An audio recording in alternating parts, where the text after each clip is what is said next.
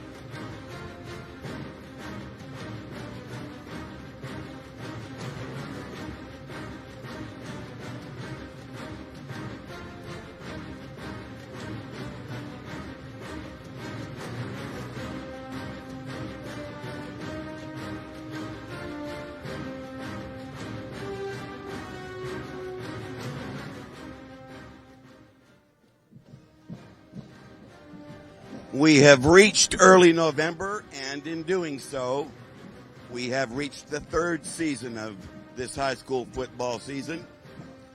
Preseason is completed, the regular season slate is all done, and now we move to the postseason. And this evening, Access Sacramento's hometown sports game of the week originates at Granite Bay High School, where tonight the host Grizzlies will take on the visiting Inderkum Tigers in opening round action of the CIF Sac Joaquin Section Football Championships. Good evening. Welcome to Grizzly Stadium. I'm Will James, along with Hall of Famer Jim Domino, the Imperator of Analysis, and he's got his hands full tonight. Jim, it's a long trek for these clubs. They finished the 10-game regular season, and we've got a doozy of a matchup, which happens to be the first time ever these two teams have opposed each other. Well, it certainly is. And fall is here. And believe me, it's football weather. Great matchup tonight. That Speed of Inderkum coming here to play the Granite Bay Grizz. And I'll tell you what, we got great weather, little to no wind, real football weather. And you got the SFL versus the CVC. So we're going to see who comes out of here, a number 6 seed Grizz or the number 11 seed Tigers. 6 and 11. Well, as Jim said, it's fall weather, and the temperature right now plunging, not just a gradual drop-off. It'll be cold this evening for tonight's play. Let's take a look and see what transpired in the last outings for these two squads, Jim. Well, Inderkum went over to Antelope and ran into a tough bunch of Titans, losing 34-26. Inderkum kind of held Borders in check, the great running back, but Giovanni Jorlin took the Inderkum to an early lead with great carries and a long touchdown. Antelope responded back and gained 200-plus yards of total offense. And then, of course, their quarterback just picked them apart. Unfortunately, the other quarterback, Hutman, you'll see him tonight, had a rough night giving up some picks against the Titans. It was a tough assignment for Hutman and the Tigers, being on the road and facing a ball club that was running the table in the CVC, and a ball club with a red-hot quarterback in Bateman, and his 4 receivers really stood out that night. But it's a clean slate this evening for this playoff opener for the Tigers and for the Grizzlies, and both clubs have some outstanding players, and the Grizzlies were able to show theirs off last week. Well, last week, McKay Long led a 7 for 7 and 2 touchdown passes. Carter Jackson, 23 carries, 162 yards, 2 TDs, and a TD reception. And you're going to like him tonight. You're going to get a look at Carter Jackson, only a sophomore, one of the premier backs in the area. Isaiah Enne, the young freshman, had 8 carries, 127, 2 TDs. You're going to see him for another 3 years. The Grizzlies hold the Wildcats to a total of 164 and a great 49-7 victory. That was a tremendous, overpowering victory. And Enne, again, we emphasize a freshman.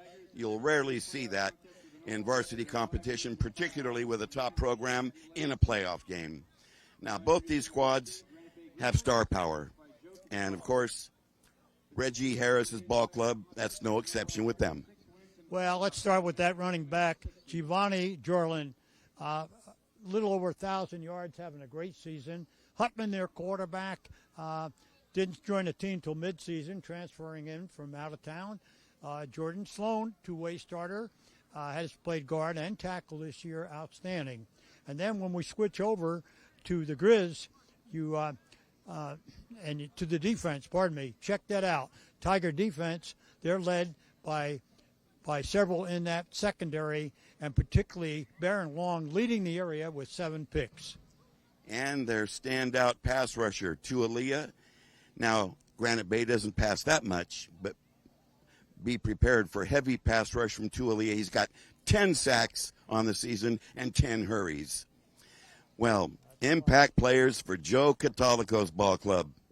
Let's start with the offense, Carter Jackson. He is a great running back, 1,100-plus yards, over 7 yards a carry. Isaiah Ene, you'll see him at multiple positions tonight, from running back to wide receiver, again a freshman, and just an outstanding athlete. Zaire Collier, the big 330-pound tackle, can play guard tackle, plays 2 ways. Outstanding, and he moves people, probably moves mountains at that size. On defense, they're led by Frank Casano, a junior, but what a leader. Outstanding player. Byron Bonnier, two-way starter, outside rusher. You'll see him on offense as well. And once again, you see that name again, Isaiah Ene. It's amazing that you could see that this young man's going to play a lot of football tonight, and one of the true freshmen in the area, outstanding athlete. Well, as always, lots of variables in tonight's ball game. We like to call them keys, focal points to pay attention to that are of vital concern. And, of course, in the playoff opener, Inderkum is on the spot as the visitors. Well, they are. They're going to have to gain control of field position, because once the Grizzlies get the ball in that exchange of kicking game is going to be very, very crucial here tonight. So we'll see who wins that battle.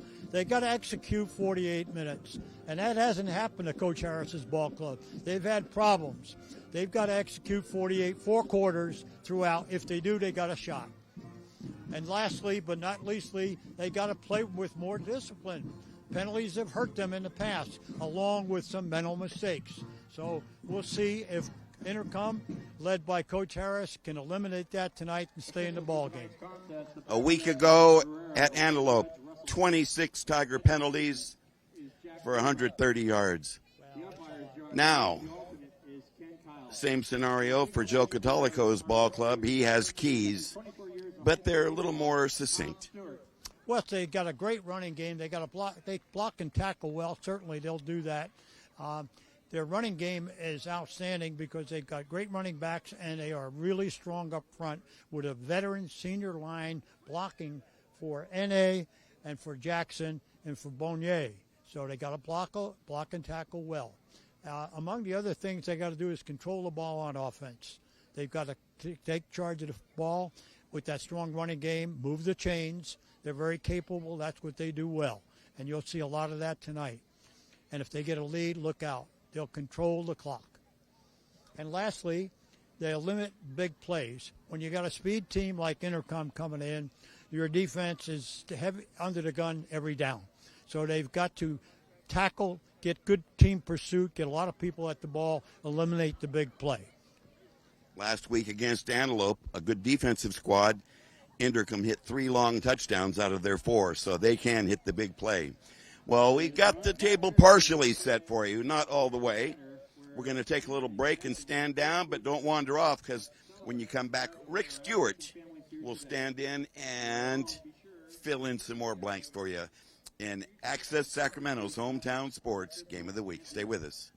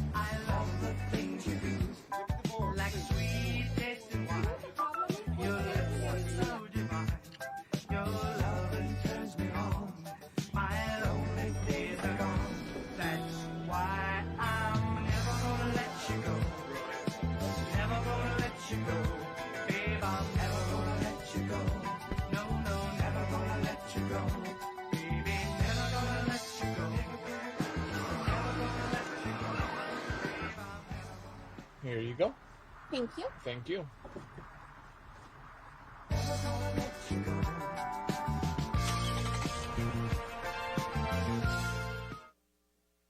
Ever hear the one about the frog? Put a frog in a pot of boiling water and it'll jump right out. But put a frog in a pot of cool water and slowly heat it up, and that frog will boil. It's alive. But as a metaphor for us and all that we go through as veterans, Real-world experience. it's a story that rings true. We make excuses for how we feel. We push everything down. We tell ourselves the lie that it's easier to stay in that boiling water, to disconnect. And some days, maybe, it is. But you've never been interested in easy. Reaching out is hard. Do it anyway. You're not alone. You've got this. You are not a frog. Find resources at va.gov/reach.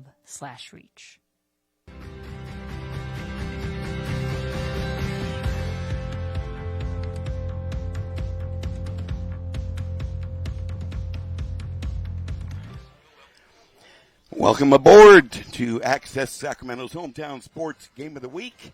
We're here at Granite Bay High School in opening round playoff action.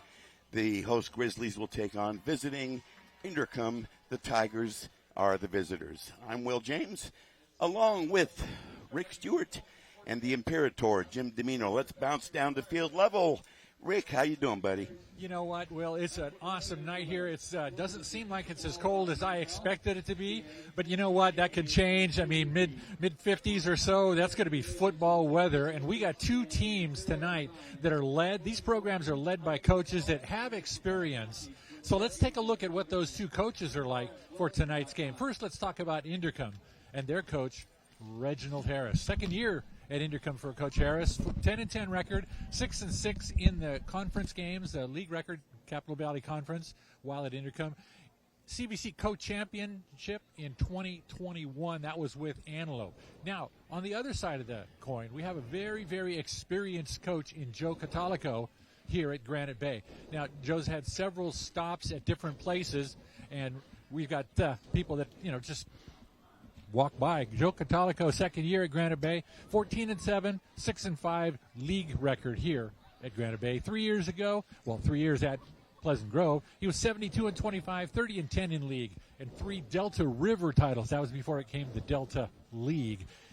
Pleasant Grove 2010, that was the D1 section title. Now, as we go on, we're also going to see that he's had a couple other stops. You can see Coach Catalico right there. He was also at Sheldon for 3 years, 27-9 record, 16-4 in the Delta League. That was the Delta League title in 2010. 1 year at Roseville, 7-5, 4-2 in league play. CBC co-championship that year at Roseville. Since then, since 2006 it is, 119-46 for an overall record, 56-21 of those games that are in league play for Joe Catalico coming in. Very experienced coach, very dedicated to the fundamentals and getting it done simplicity and right all the time, consistently. Let's talk about that last meeting. Hey, wait, there hasn't been any. This is the first meeting between these two schools. This is what we call about series history. Series history begins tonight, moments after the game starts. The whistle blows, the referees are running. That's going to be the game for here. Guys, I'm going to send it back up to you. I'm fired up for this. Nice game, great weather for football. Send it up there to you. Thanks, Rick. Yes, ideal fall football conditions. Coach Domino, we were wondering how long we would have to be baked, rotisserie, fried, and anything else you can stick in the oven with those 100-degree temperatures. Finally, fall is here, and I'll tell you, it does feel good, despite the fact that we had to have a few bits of clothing on tonight, and we're used to roasting early in that extended summer, and it's so nice to have fall, and that's what we got some of the winter clothes for, to use them, right? We do indeed. Temperature presently at 56 degrees. Courtesy of our ace statistician, Rob Bimson, with various and sundry other details to fill in along the way. Waxing gibbos. Well, we've got two ball clubs certainly hungry for victory, particularly visiting Inderkum. They've dropped their last two. they kind of backed in, so to speak, with a slump at the end of the season. But Granite Bay had a tough second half as well. Yes, they did. That tough SFL, they ran into back-to-back Del Oro, Oak Ridge, Rockland, Folsom in that order. And they didn't come out too good. But, there's only a few points separating them.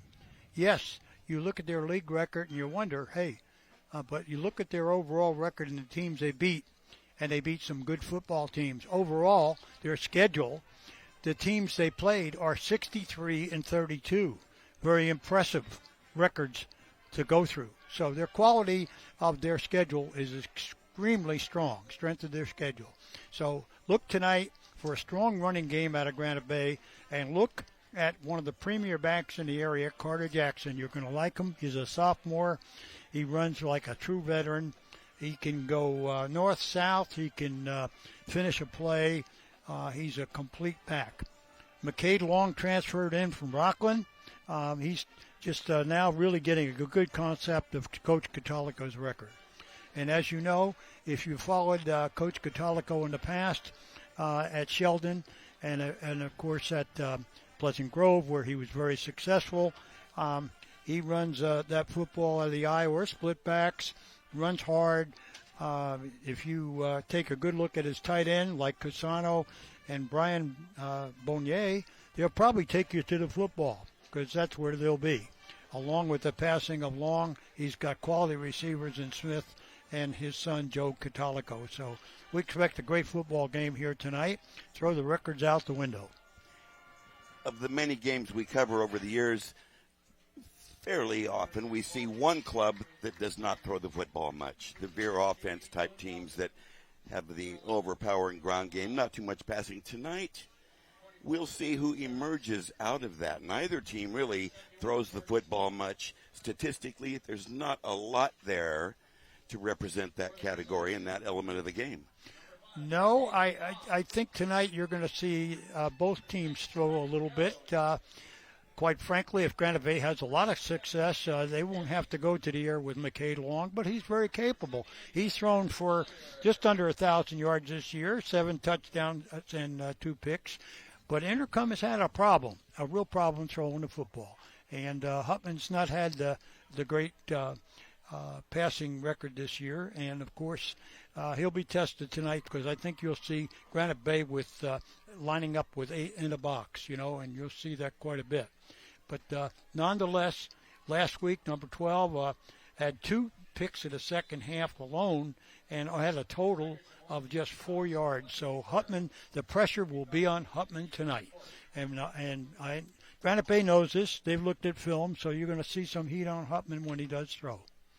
Of any individual player, I think that would be Hutman, who needs to come up and have the big game.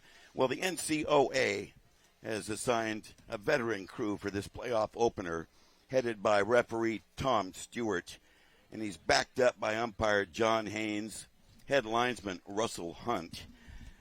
Jack Wildermuth is our line judge. The back judge tonight, Dave Guerrero, and Kenneth Keel is the box man for tonight on our NCOA officiating crew. And this evening we'll observe our national anthem as usual. Doing the honors will be the 73-member band for Granite Bay High School.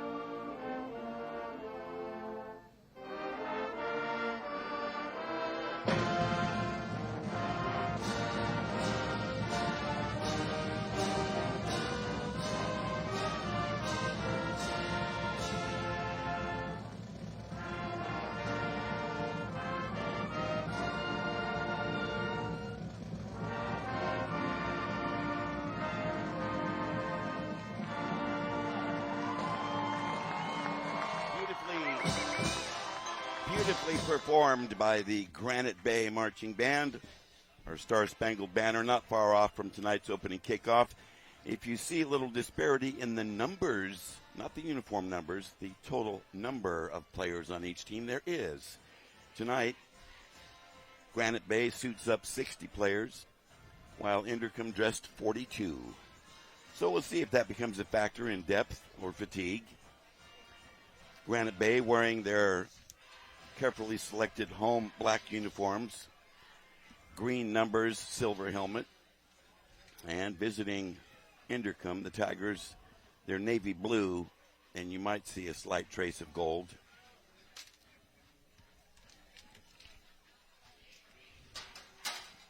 Krishveer Mishra, their all-around kicker, an excellent one, will do the booting.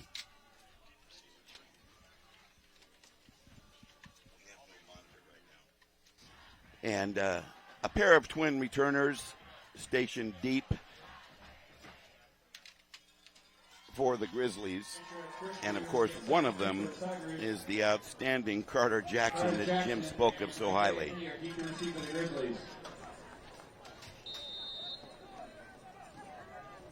We're set to go. Hold on to yourselves.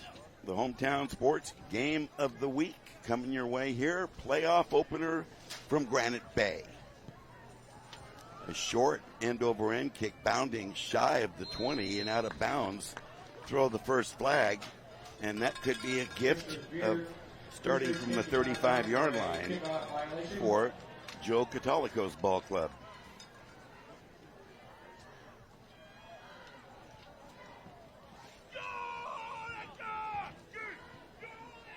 Well, we talked tonight in our pregame talk about how important it is to avoid the penalties, stay disciplined, and right off the kickoff, we have a penalty against the Tigers. Not a good start. And, of course, Coach Harris, among his keys were discipline ball and execute for the entire 48 minutes. Here we go. First play from scrimmage, Grizzly 35-yard line. A toss, and they work to the right. Good lateral containment, but a broken tackle and a lunge is going to give the Grizzlies about an 8-yard run. Carter Jackson, believe me, you're going to see a lot of him tonight. Number 3. He can run north-south. He can run around you. He can finish a run. In my opinion, one of the premier backs in the Sacramento area. Gain of 8, make it 2nd and 2, I formation, behind long. Play fake, they run it, and it is stuffed. That didn't work. Maybe progress for a yard to the 44. 3rd and 1.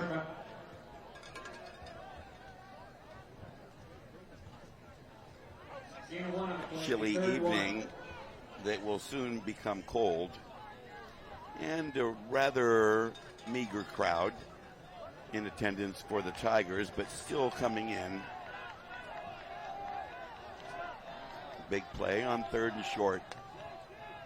Turn and give. There's a hole. First down and a couple extra, but a good stop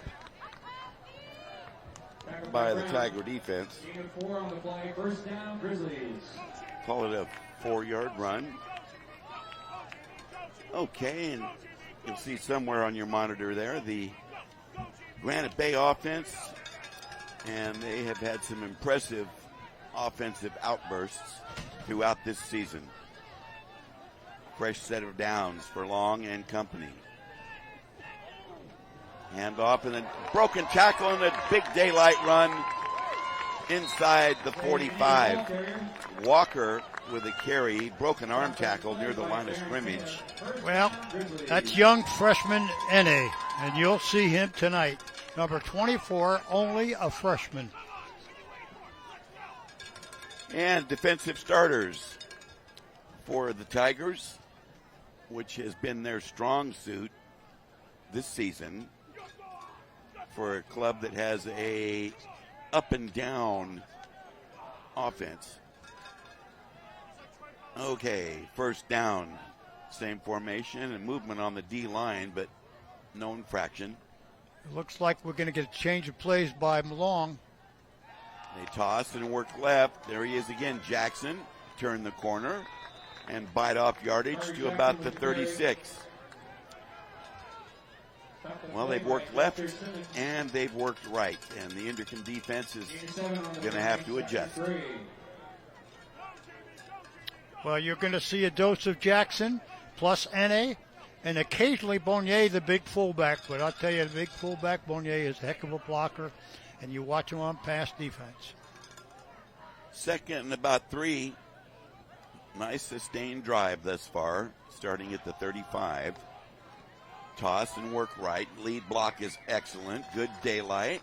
First down yardage, and Jackson again rambles for another fresh set of downs. Dropped at the 30. Well, don't be surprised if he carries 20, 25 times tonight, believe me. Let's take another look at this workhorse who's got style, flash, and speed.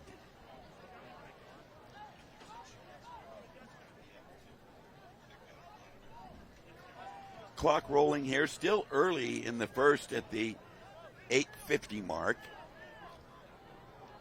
But a good opening possession for the Grizzlies.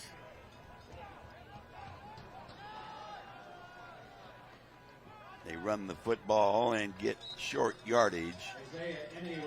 Ennie had the carry. That's quite a freshman there. Well, it is. There was nothing there.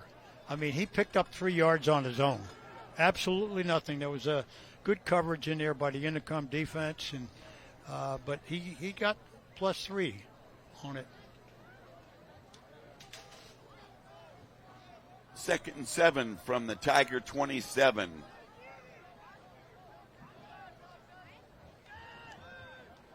They run right. There's a lead block. A little dipsy-do, and he's going to be shy of a first down. There was good containment out there. Multiple tacklers.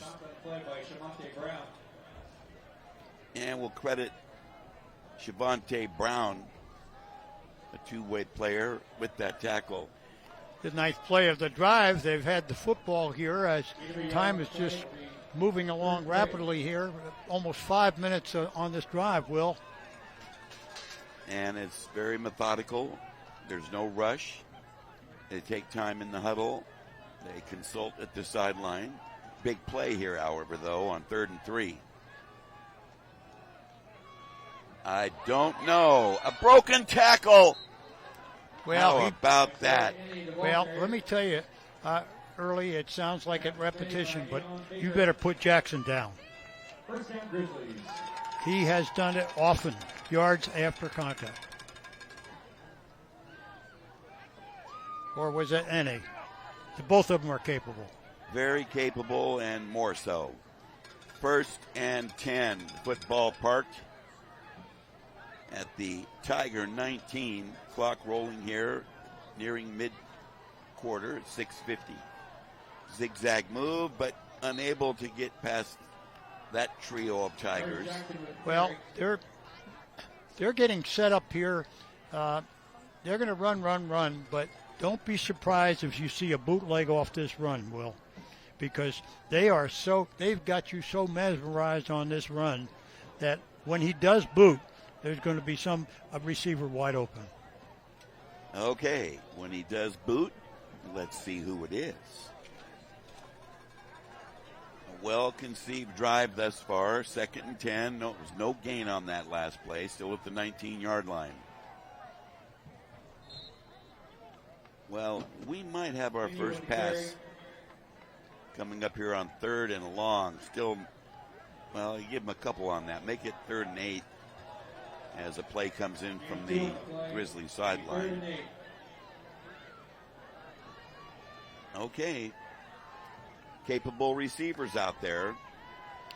They certainly have. They've got Catalico wide, Perry Smith wide, and Frank Casano, the tight end, outstanding player. And Thomas is not to be overlooked either. Straight drop back, 5-step drop. Now he's flushed. He's going to run it and bumped out hard near the 15-yard line. And he's short by a ways, by 5. So 4th and 5, and we'll see what Joe Catolico comes up with here. Another look at the busted play. Good coverage, credit the Tigers. And Long had to flush and run. Actually, they lost a yard on that. 4th and about 6.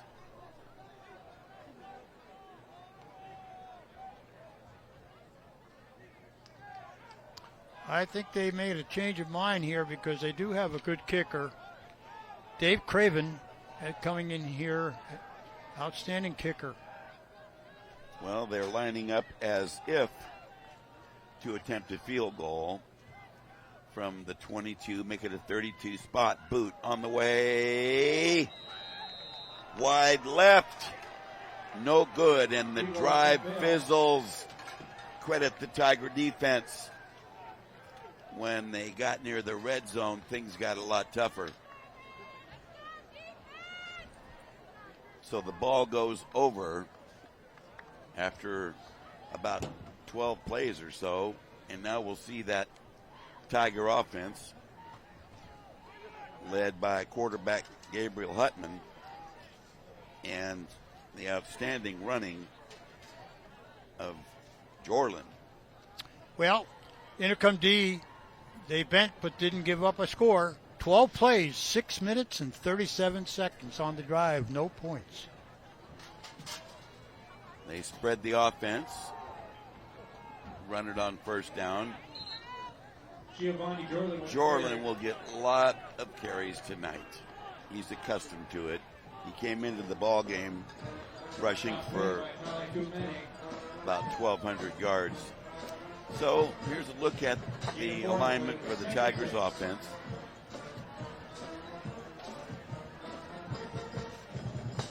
Favorite target for Huttman is Boone Nelson, but he likes to go to Christian Harris as well. 2nd and 6 from the 24. They run to the near side, turn the corner with speed. Looks like a first down as Jorlin is shoved out right in front of the Grizzly bench near the Granite Bay 33.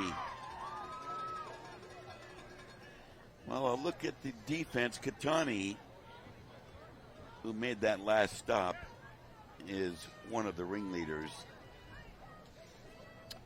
Yes, that defense has been pretty good all year long with Katami at the backer spot, Cusano, Munoz. 3 pretty good backers in there. From the 33, first down. Turn and give. Not this time, maybe a yard or so. Boy, he's going to get a workout tonight, Coach. Was that Jorlin again? They give him 2 on the carry. 2nd and 8 upcoming.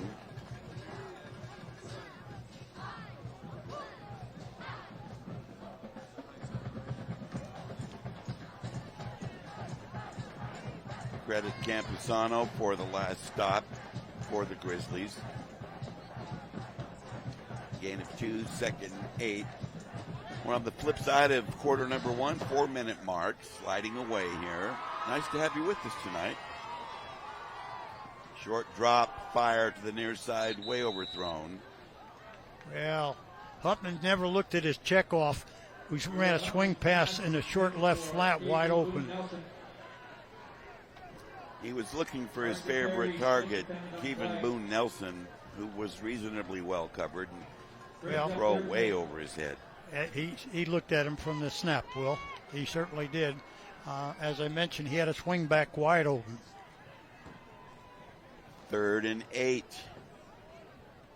I would have to guess that this would be a passing down as well. Clock stopped at 3:51. They toss, and they're going to run to the right. And there's only 6 defenders out there, and they throw him for a loss. Well, I think he threw a flag on him for the toss. I thought I saw a flag. Yeah, he tossed him. Okay, well, we'll see what referee Tom Stewart has to say about it. First caller tackle, number 33, Granite Bay. 15 yards to the end of the run. First down. A horse collar tackle, grabbing the pad, getting leverage. Brock Bailey. Replay. Okay, the Grizzlies helped him out.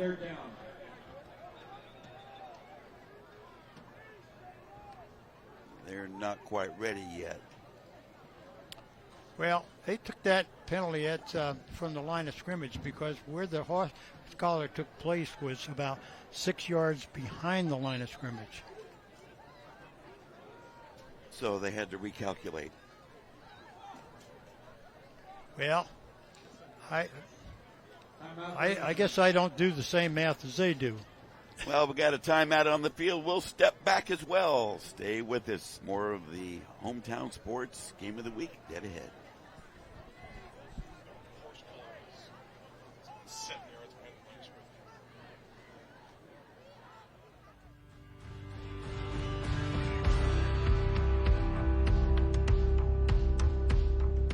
Jordan knows he shouldn't eat this entire bowl of nachos, but tonight he's earned that right. Because a few hours ago in the middle of happy hour, he recognized a sign. Not from the gods or a bolt of lightning, but from a double heart, a kissy face, and a fourth ha in ha ha ha. That's when Jordan knew he was buzzed. So when it was time to go, he got a ride home instead of driving. Be a legend like Jordan. Recognize your buzzed warning signs and get a ride home. Buzz driving is drunk driving. Okay, the Inderkum run game stays steady. They push out, get a few, make it 2nd and 7. The football now resting at the Tiger 46, so the penalty really helped them. Oh, my goodness. Tough D right there and a loss back to the 41. Jorlin got clobbered hard. They lose 4.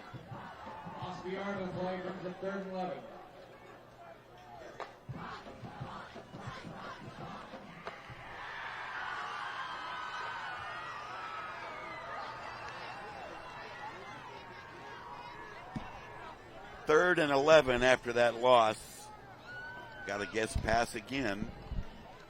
4 wide receivers, 2 to each side.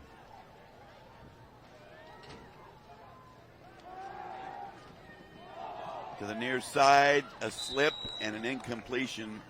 4th and 11. The ball was short.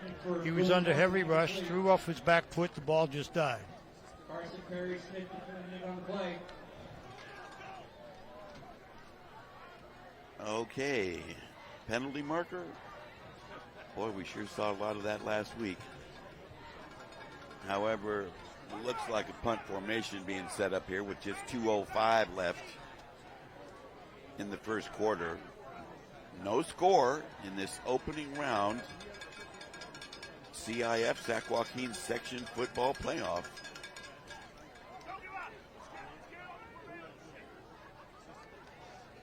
Good snap. He steps up and boots it high. And a fair catch signaled for and taken. So they'll have good field position coming up, the Grizzlies. A 42-yard punt, no return. 26-yard line, 1st and 10 Grizzlies.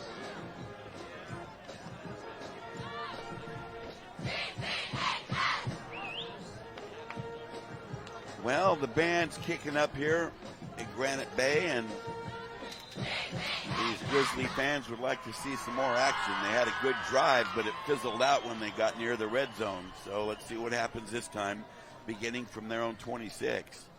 I should say 36. They toss and come to the near side. Good speed through the hole. Nice run, about a 9-yard run or so. And again, tough back right there with speed. 8 and 9 on the play, 2nd and 1. 2nd and 1 after the 9-yard burst. Well, you're going to see a lot of Jackson and N.A. tonight. Tough combination. Minute and a half left. Clock rolling here, late first, no score, but Grizzlies on the move again.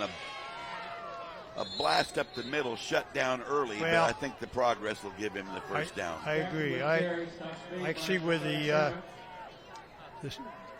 the line judge on the other side is certainly moving. I mean, the head linesman. It is a first down. They moved the stakes. Football resting at the Grizzly 37 here with 1:09 clock rolling here, late first. And whistles are going to halt play right here. Time out taken by the Grizzlies. We'll take a pause ourselves and come right back for more of the Hometown Sports Game of the Week.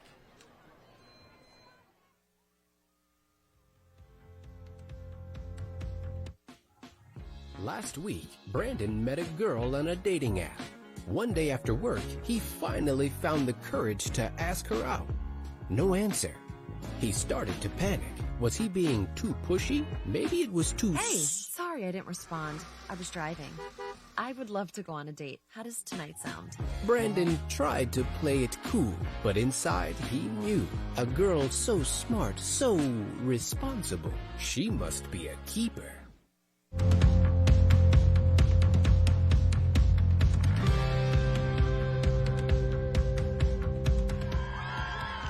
Well, we're ready to start second quarter action here at Grizzly Stadium on the campus of Granite Bay High School. However, the Grizzlies still in their huddle while the Tigers are deployed on defense. Now the Grizzlies come out. No score in this ball game. Not a lot of yardage racked up either, although Granite Bay did have a nice opening drive. So here they are from the 37, first down. Long drops back, fires on the money, and he's got a receiver near the 40 who breaks loose and gets inside the 30.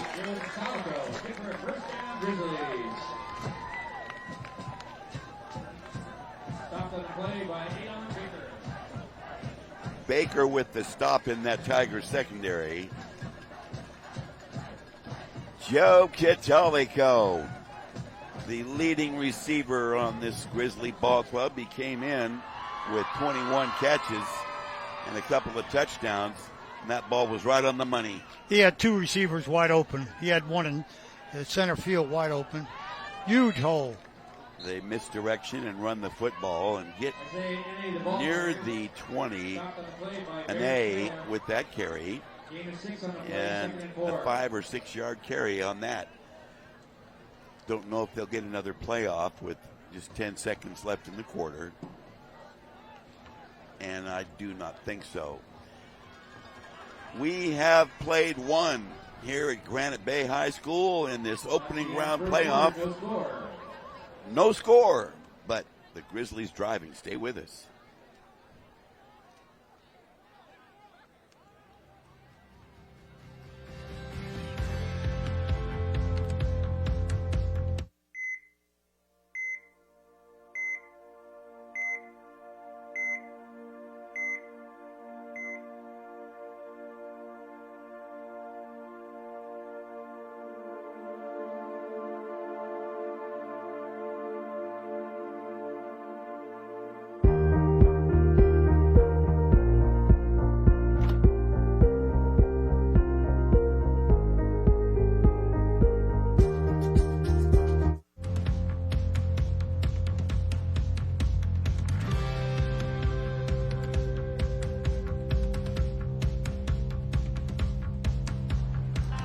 Grizzlies nearing the red zone as they switch ends of the field as we'll open second quarter action here.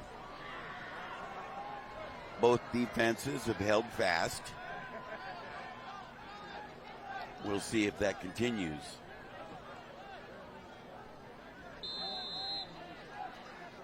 Ready to roll. Turn and give. Jackson works right and gets dropped. near the line of scrimmage. That was a fine defensive play right there. Kirkpatrick is one of the top linebackers in the area. He wears 14. He's came into the ball game with 50-plus tackles. And 3 sacks on top of it, yes. He's been had a great year for the Tigers. 3rd and 4, football at the Tiger 22.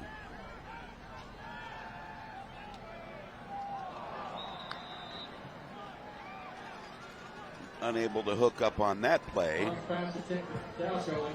Catolico, the intended receiver. Tall, slim target out there. Well, he's a young sophomore. He'll fill out. He's got 2 more years to play. I'm sure he's been around football before he even started school with Dad and Grandpa. Oh, yeah. No doubt about that. Up to the line. Here they come. Big play for the Grizzlies. Excellent protection on that. Enough to move the chains. Yes, it was. Let's go ahead and mention his name again. Catolico with the catch. Clutch grab. Flag on play. And the penalty, we'll sort that out for you in a moment. Boy, we sure saw a lot of those a week ago.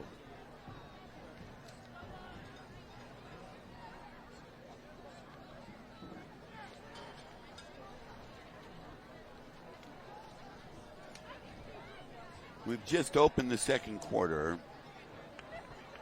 and referee Tom Stewart has a word for us. During the pass, before the pass, we got a hold on the defense, number 13. That's a 10-yard penalty. That'll give them enough for a first down. Well, I'd say that's even more impressive for the Catolico reception. And enough to move the stakes. So the Grizzlies threatening hard right now early in the second quarter, trying to break a scoreless tie. Well, that run game has opened up their passing lanes, Will, because he missed one where Catolico was wide open on the other side. So look for McCade Long to mix it up now, and Coach Catolico, not just to run. They go left. Not a lot on that one for NA. But nice mixture here is what keeps the defense guessing. Oh, he'll run a balanced attack. Renee only picked up one, but look for the play action pass, not just the drop back.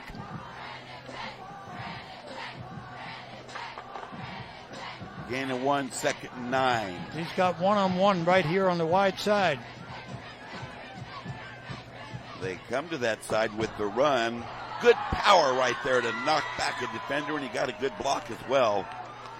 That was impressive right there. Miles, correction. Sam Fisher with a good run. Fisher. Outstanding. Fisher, good running back. He adds depth to that run game they have. He's got 3 or 4 backs that can do that, carry the mail there. That'll bring up a 3rd and 5 from the 7. Hold on to yourselves.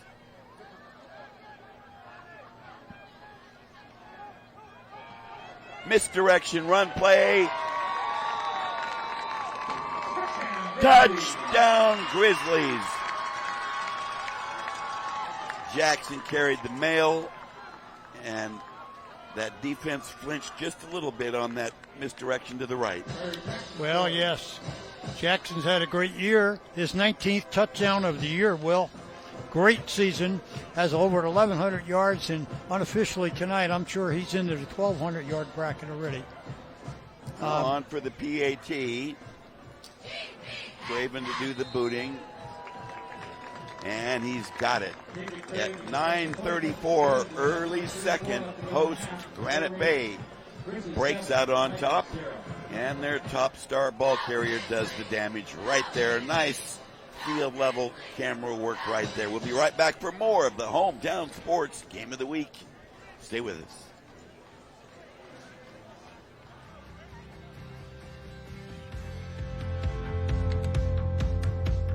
Are Our son Arjun was born with cystic fibrosis, a rare disease that shortens lives. But there's something you can do to help.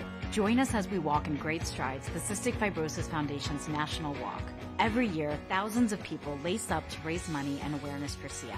The CF Foundation has made amazing progress, but we're not done yet. The biggest reason I strive? Because I want Arjun to live a full and happy life. Visit CFF.org and sign up for our Great Strides Walk today. Lace up, walk, cure cystic fibrosis.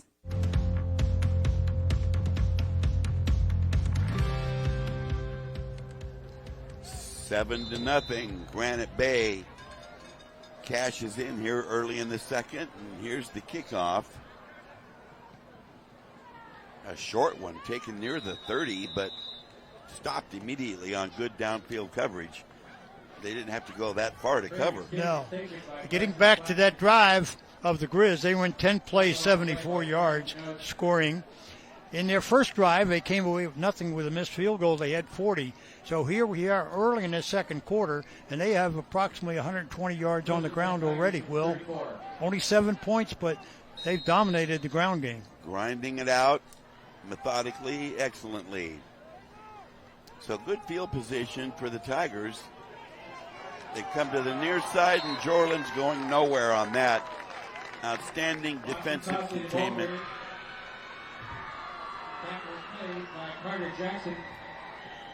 Carter Jackson with the tackle. Well, you see him at halfback, but he is an outstanding corner. As you see, he came up to stop that run. They lost 4 on the play. 2nd and 14 upcoming. There's a good look at him. He read the play like a book and filled that slot.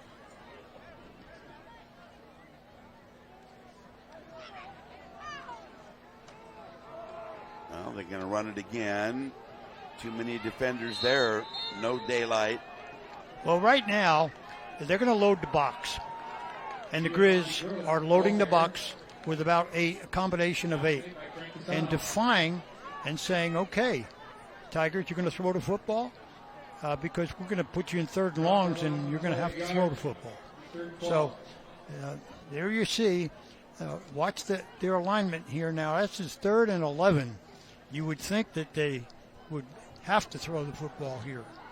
Casano with the tackle. He came in with, I think, 68 on the season. He was right there, ready. Now, whistles are going to hold play here. Dead ball foul.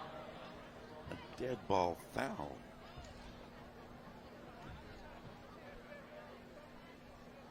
12 men in the huddle.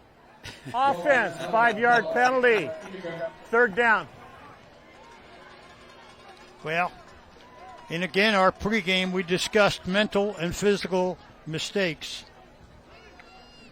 And self-destruction that can happen. You've got to stay disciplined. 12 in the huddle for the Tigers. That's one too many. Okay, 3rd and 17 now. Tough luck for Inderkum.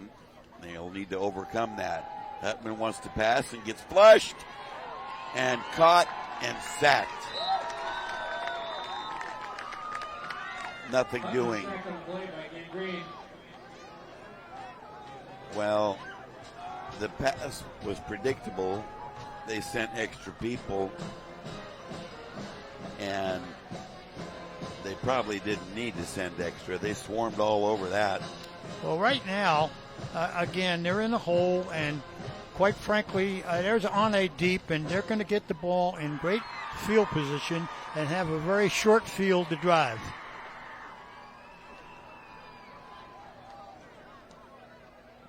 Extra step on the punt. Not a bad one. Got some good hang time and a fair catch. Handled very well. And that is going to be the excellent field position you spoke of, Coach. Fair catch there by Ine. Well, certainly. 44-yard line's pretty good. Not bad. A 43 yards to go for a touchdown. And the way they're running that football here, and then they're mixing it up now with the pass. So Inderkum's not going to just be able to load the box and stop the run. So a couple wideouts deployed to the right, one to the left. And they fake it, run it, he gets stuffed. Jackson, ball carrier. So that time, nowhere to go for Jackson. Tough D there by the Tigers. Right in the middle of that defensive line. So we'll credit Dexter Simmons and company as the clock rolls to midway second at the 6:40.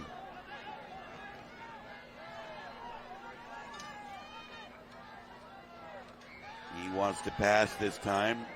Has a man over the middle who breaks a tackle and moves from the 45 to the 40. And there he is, Frank Cusano. Well, he was open, and they had a deep receiver wide open, about on the 10-yard line. We saw a lot of that last week at Antelope. Open receivers. 16 yards on that, and probably about 6 on the second effort by Cusano. First down, Grizzlies. Parked at the Tiger 40. A determined run play right there. Broken tackles everywhere. Lots of reach and grab, as you would say, Coach. Well, that reach and grab show not going to work on Jackson. I've watched this young man on film, and watch him burst. You know, you're not going to reach and grab on him. 14 yards, 10 of that after contact.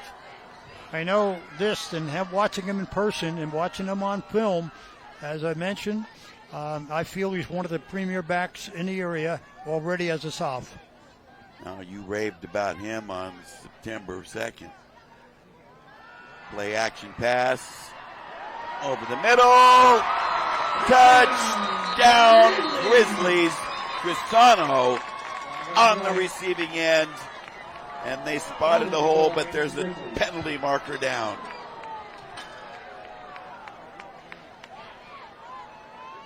Well, preliminary looks like a holding call against the Grizzlies, which will neutralize that TD. Well, once again, his receivers are open because they not only run good routes. Offense, 10 yards to the spot of the foul. Coach Catalico has that defense respecting their run. Okay, so now he play fakes or drops, and I'll tell you what, he's got people wide open tonight. Well, McCade Long has shown that he can put the ball where it needs to go. Underrated passer. Whistles are going to halt everything, and the Grizzlies want to talk it over, and we will too. Don't wander off. We'll be right back for more Hometown Sports Game of the Week.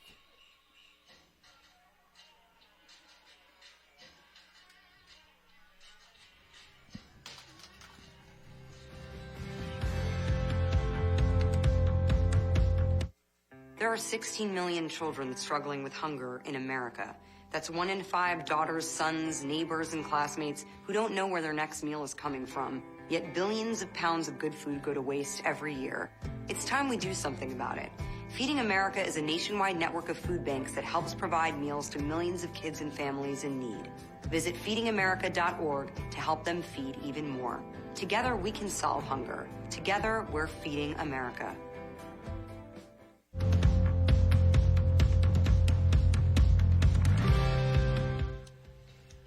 Well, there you see the story. 7-0 host Granite Bay on top. Cashing in a very well-executed drive early here in this quarter. And now back on the move. They just had a TD taken off the board on a penalty, trying to clean it up. Over the middle, wide open on a slant. Who can catch him? No one. Touchdown, Grizzlies. And that was wide open, just as you said, Imperator. Carson Perry Smith with the speed. A 40-yard connection, long to Perry Smith. And his stats, though somewhat limited, indicate by the length of his scores that he can pick him up and lay him down. Oh, yes. outstanding receiver. He's averaging 27.9 per catch. He just doubled that. PAT on the way. Let's take another look. Here's the pass. No, I don't think even their speedy secondary can cover that up. Terrific play right there. And we'll come back for more of the hometown sports game of the week. Don't wander. 14-0 Grizzlies.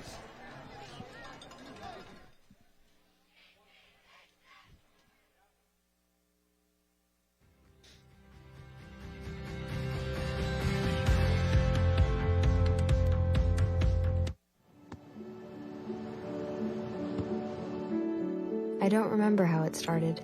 North of that. Our back and forth. It always came back. Dad! You probably don't remember what you told me, That was perfect. but I heard every word.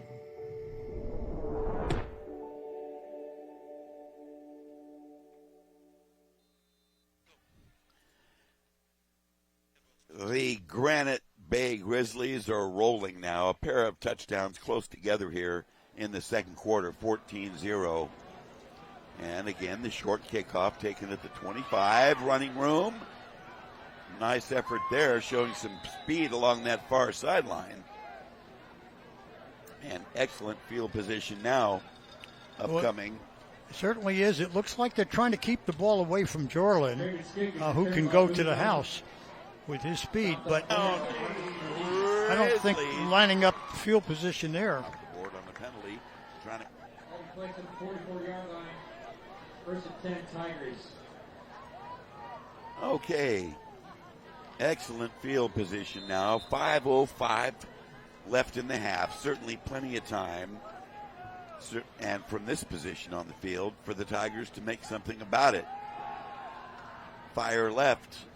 Got a short hookup inside Granite Bay territory to the Grizzly 49.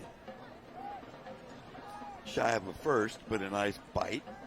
Pass is complete from Hutton to Boone Nelson. Unit 7 on the flag, second and 3. So they pick up 7 on the toss to Kevin Boone Nelson. Hutman's favorite target. And here's the big play, heavy rush. And he has to get rid of it under major duress there. Well, again, it appears once again they're putting the rush on him, but Inderkum's used to running the football. They don't pass very often. And it appears that, again, their front five, they can run block, but boy, they're giving a lot of ground on that passing game. A lot of penetration by the Granite Bay D. Collier, Bonnier, and Tuamane were all over Hutman. Okay, it brings up 3rd and 3. We'll see if the Tigers can salvage this drive and pick up a first. They want to pass. He's flushed and sacked. I don't quite understand that, but tough D by the Grizzlies. Evidently no one open downfield.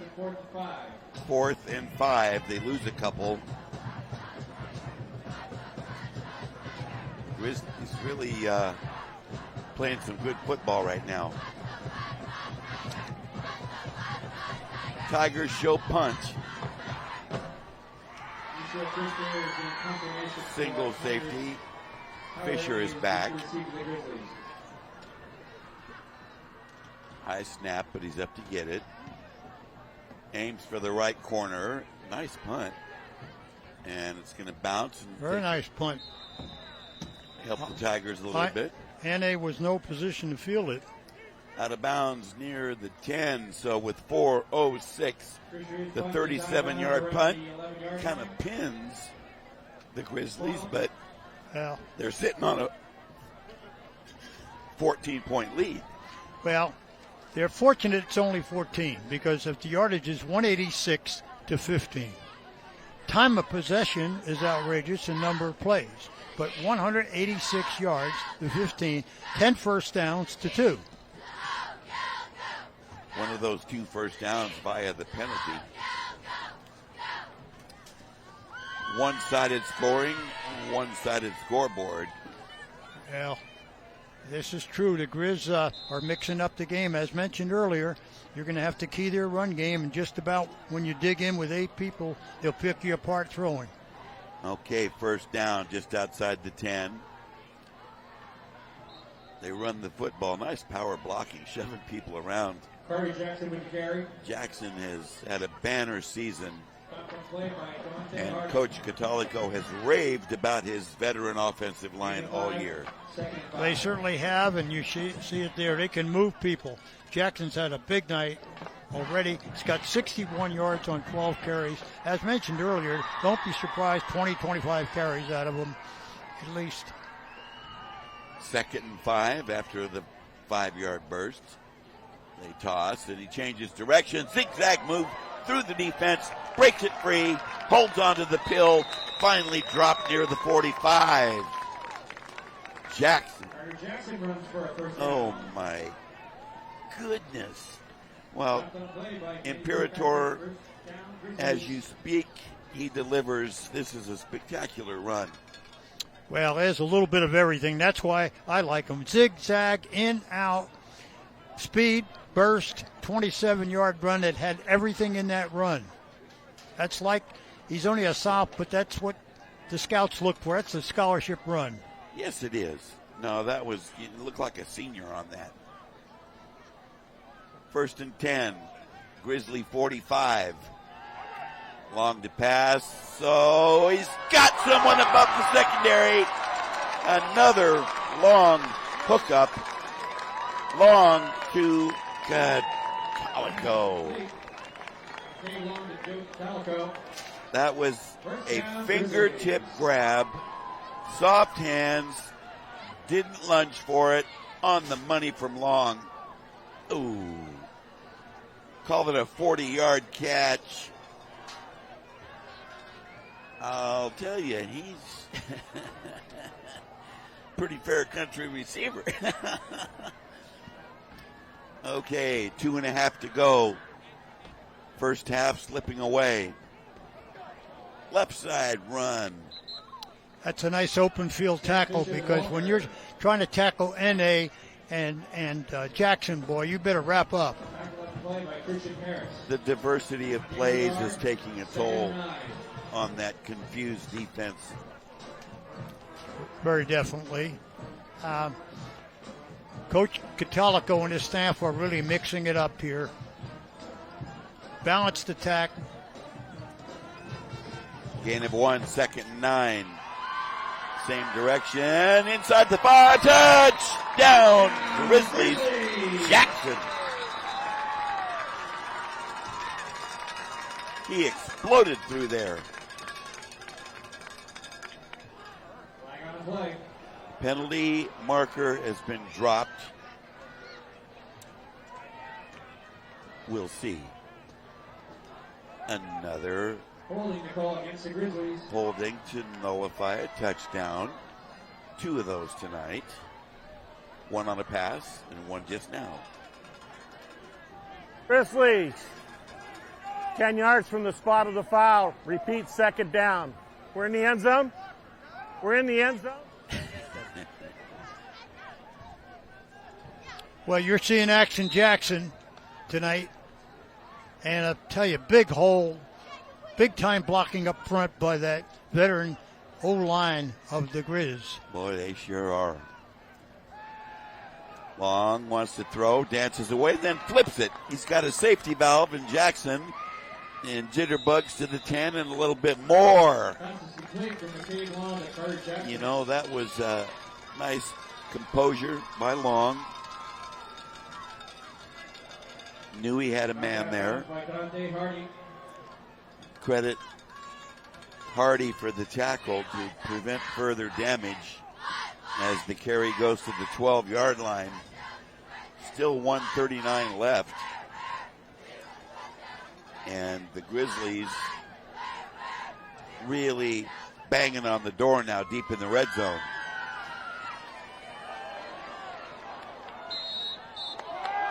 Pass into the end zone. Well, he's saying he was down. Well, this crowd's not very happy right now. They've had 3 touchdowns nullified. Let's take a look. Ruling on the field is in the grass. Oh my goodness. I've seen him better grasp. Sorry, Long. Sorry, Catolico. Sorry, Grizzlies.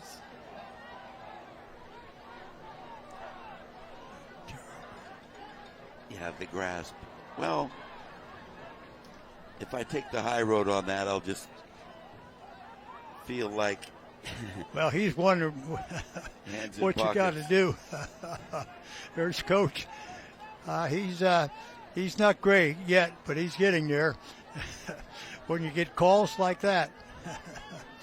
Well, the Grizzlies have had 5 touchdowns in the first half. 2 were credited and 3 have been called back.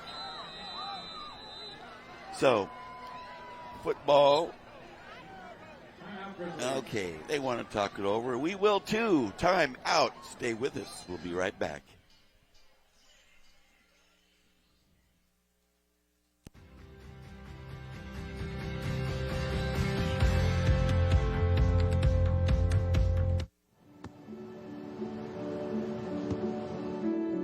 I don't remember how it started. Go to that. Our back and forth. It always came back. Dad!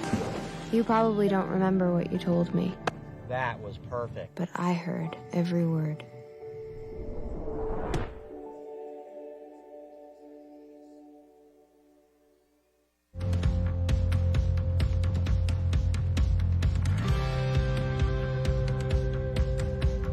Welcome back. We're late in the second quarter here at Granite Bay High School. The host Grizzlies in this playoff opener leading Inderkum 14-0 and trying to push that total a little bit higher.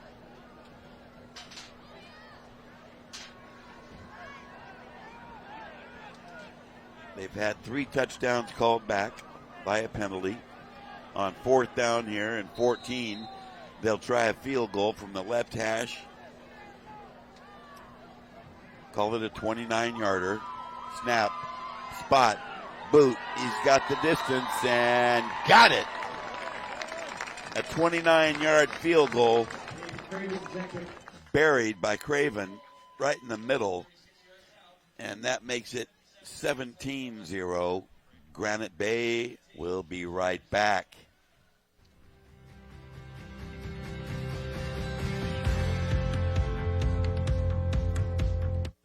You are loved. You are valued. You are resilient.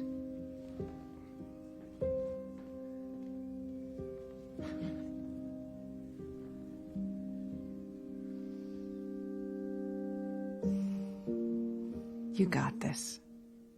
You're there for them. We're here for you. Find free care guides at aarp.org/caregiving.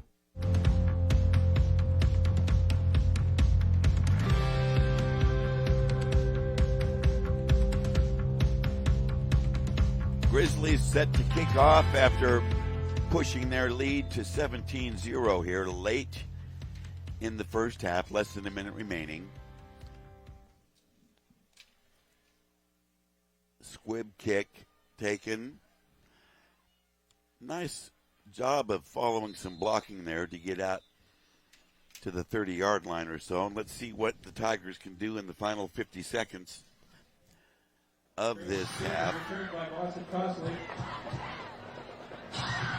Made by Brock Daly.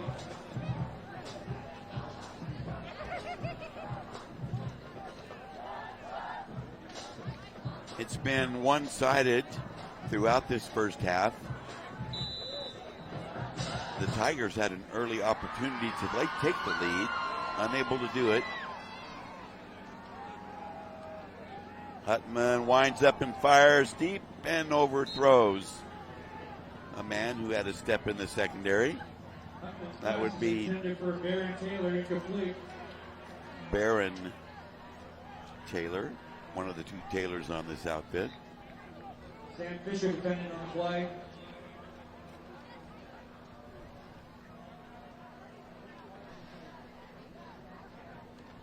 Clock stopping with 44 seconds.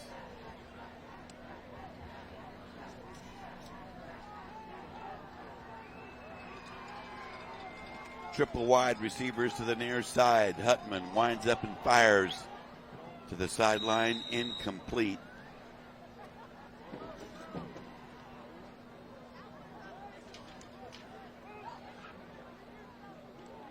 They're doing something they really don't want to do right now. No, it's, as I mentioned in my pregame, this is what they don't want to do, and that defense plus ball control on offense has forced them to try to throw the ball. And here with the short 40 seconds to go in this game, they got to be careful not to give the ball back to the Grizz. Yes, they do. Or throw a pick.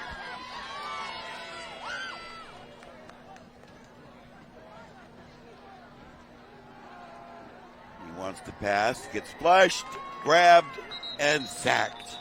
Well, I think Grizz are out of timeouts, but if they have one left, they ought to call one. Hutman sacked on the play by Brian Bogby. Well, pass blocking is not their forte. Grizzlies. Timeout taken here by Granite Bay. And we'll step back ourselves. Timeout on the field. Well, let me amend that. Jim, we've seen a delayed start by the Grizzlies, but once they got it going, they got to the end zone 6 times, and half of them were awarded. Through penalty, yeah. But they can hurt you in many ways. And since I had last seen them early in the year where they were more ground attack than aerial, they're mixing it up a lot more now. Their quarterback has come a long way. McKay Long has learned that offense. He was brand new to the offense, and he had the skills, but had to fit in the offensive scheme that Coach Catolico uses. And as you can see, I can see quite a bit of difference in him, having seen him early in game 3 and 4 versus now after 10 games.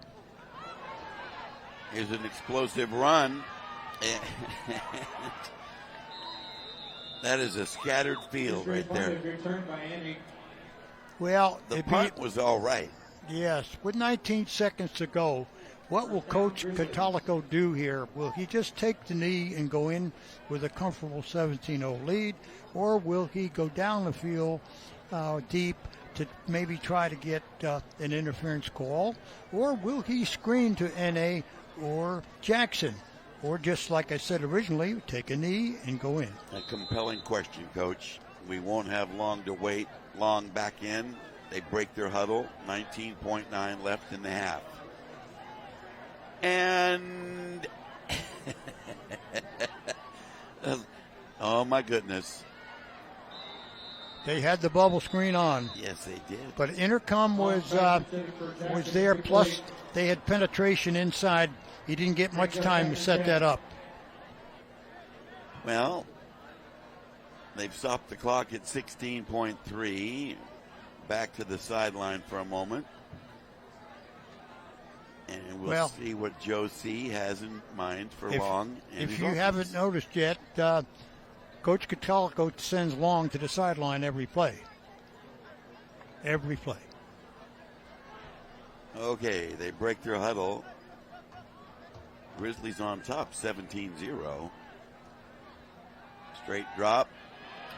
Here's a necktie if I ever saw one. Boy, that was a hard sack right there on a jerk down.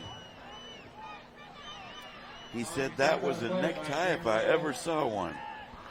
Better than Hart, Shafter, and Marks. I know that. That's the end of the half. We have played an entire half here at Granite Bay, and some peculiar turns and twists. Nevertheless, a half dominated by the host Grizzlies in this playoff opener, and they're happy to have that 17-0 lead. they really handled that first half on both sides. Well, let's turn ourselves down to field level. Rick Stewart. First half, tell me what you saw. I thought our kids played hard. We got to play a little better. We got to make less mistakes, but I thought we played hard. Hopefully we can continue that and clean up some of the mistakes in the second half. Well, after the second touchdown came down a quick 3-and-out. That was a big moment. Yes, I thought that was a big moment and good job by our defense. We got to keep doing it. They got some explosive guys. We got to keep containing them. What's the one key you're going to tell your team at halftime? Well, I think we got to eliminate the mistakes. We've kind of shot ourselves in the foot a few times, and so we've got to try to cut back on those and just make sure we execute and play football. All right, Coach. Good luck in the second half. Will, back up to you. Appreciate you. Hey, thanks a lot, Rick. Guarded optimism by a veteran coach there. He's certainly happy to have the 17, but he saw, as most great coaches do, he is inclined to look at the mistakes or weaknesses and focus on that to correct them, and he's expecting the good results on the other side of the ledger. 17-zip. Grizzlies here in this opening round CIF Sac Joaquin section football playoff. Stay with us because we're coming back for some halftime activities.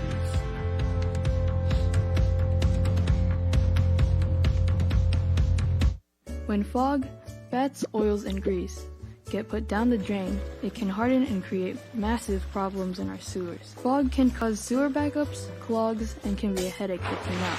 Some sources of fog include items like meat, salad dressing, milk, butter, and creamy or oily sauces. Don't let fog get down the drain by doing 3 simple things. Can it, scrape it, and trash it to keep your pipes flowing. Learn more at sacsewer.com.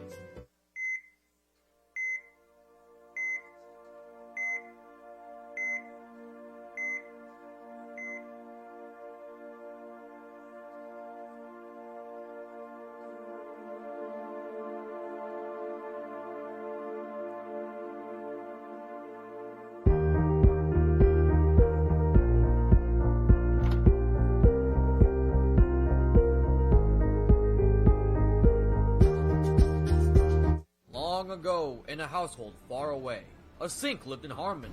All of a sudden, the fog attacked. Fats, oils, and greases, such as meat and sauces, can cause massive clogs in the sewer system. The sink was defenseless, until a fearless hero saved the day through proper disposal. By canning oils, scraping greases, and trashing food scraps, the household was saved. And through proper disposal, you too can save your sink. For more information, go to sacsewer.com. Phew, finally finished cleaning the bathroom. Stop! Don't put that paper towel in there. Why not? Products such as wipes, rags, and yes, paper towels can cause serious problems for sewer systems. What's the difference? Toilet paper always gets flushed. Unlike toilet paper, other products don't break down as easily, meaning sewer systems can get clogged. Oh. Do the sewer systems a favor. Trash the wipes, not the pipes. Learn more at sacsewers.com.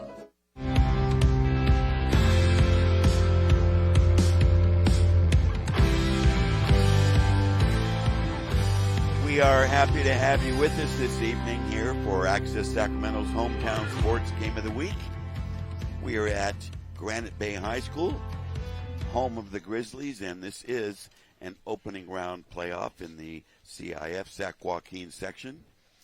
The opponents tonight for the Grizzlies are the visiting Inderkum Tigers, and we'll take a closer look at where they originate from in just a moment.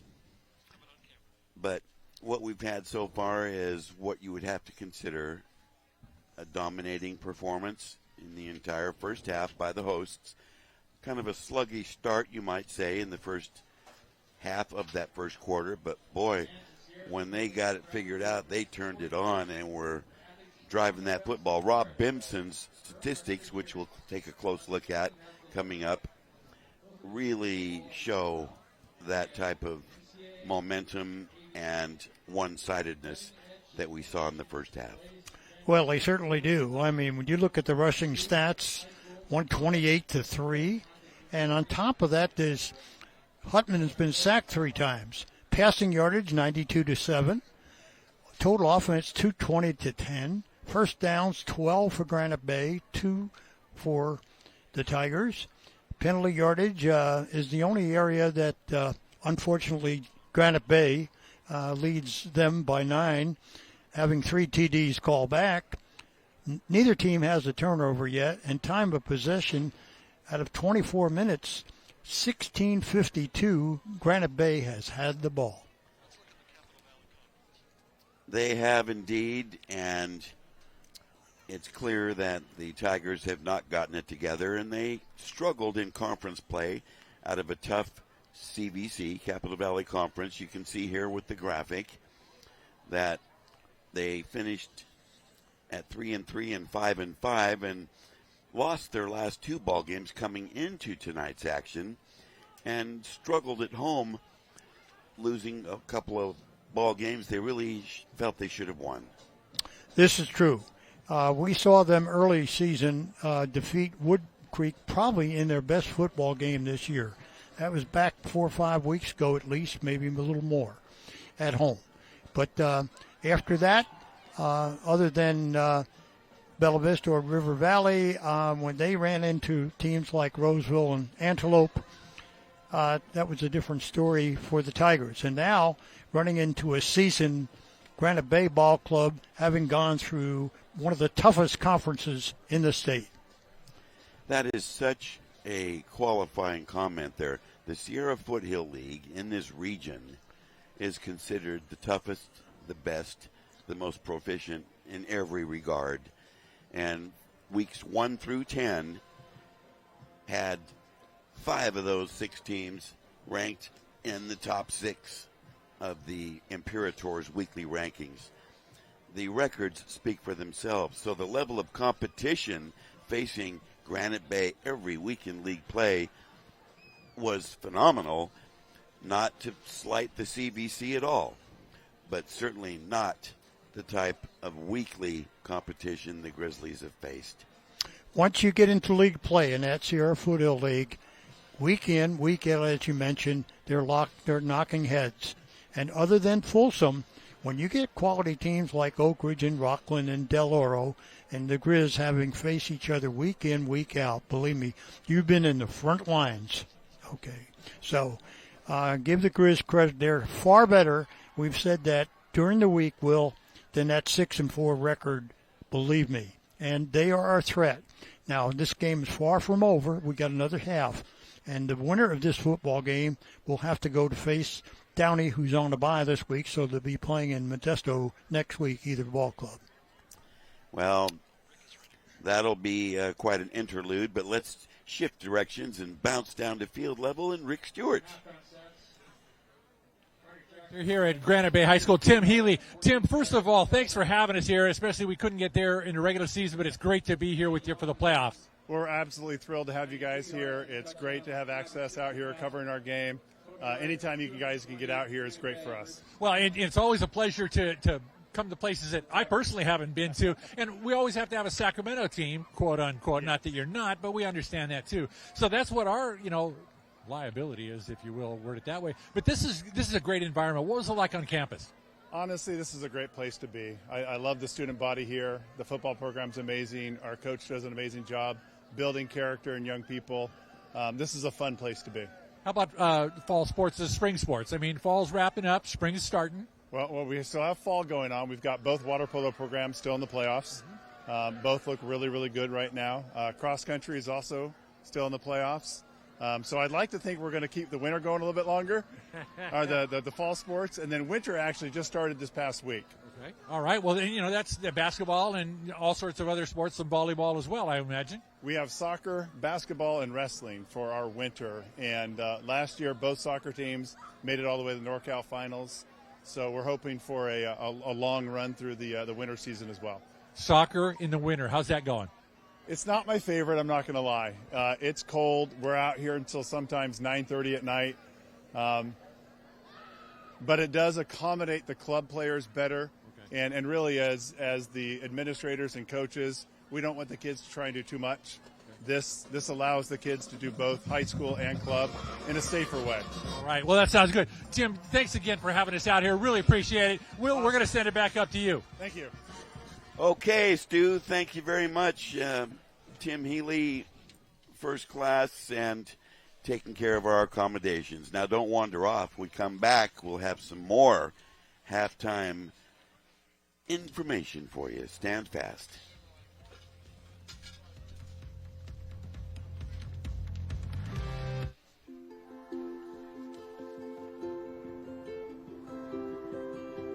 To Sofia and Gabriel, mis flores, my little flowers.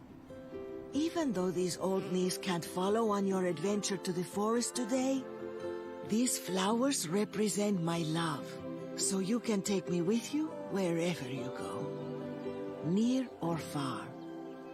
These stitches and threads join us together.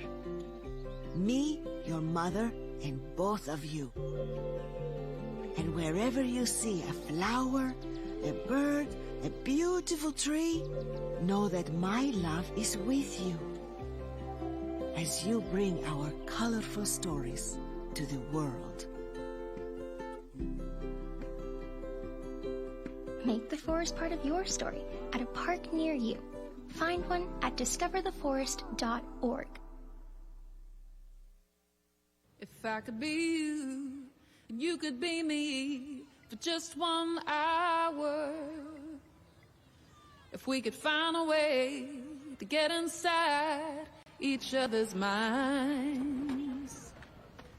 If you could see you through my eyes instead of your ego, I believe you'd be surprised to see that you've been blind. Walk a mile in my shoes. Walk a mile in my shoes. Yeah, before you abuse, criticize and accuse. Walk a mile in my shoes. Walk a mile in my shoes. Well, before you abuse, criticize and accuse. Walk a mile in my shoes.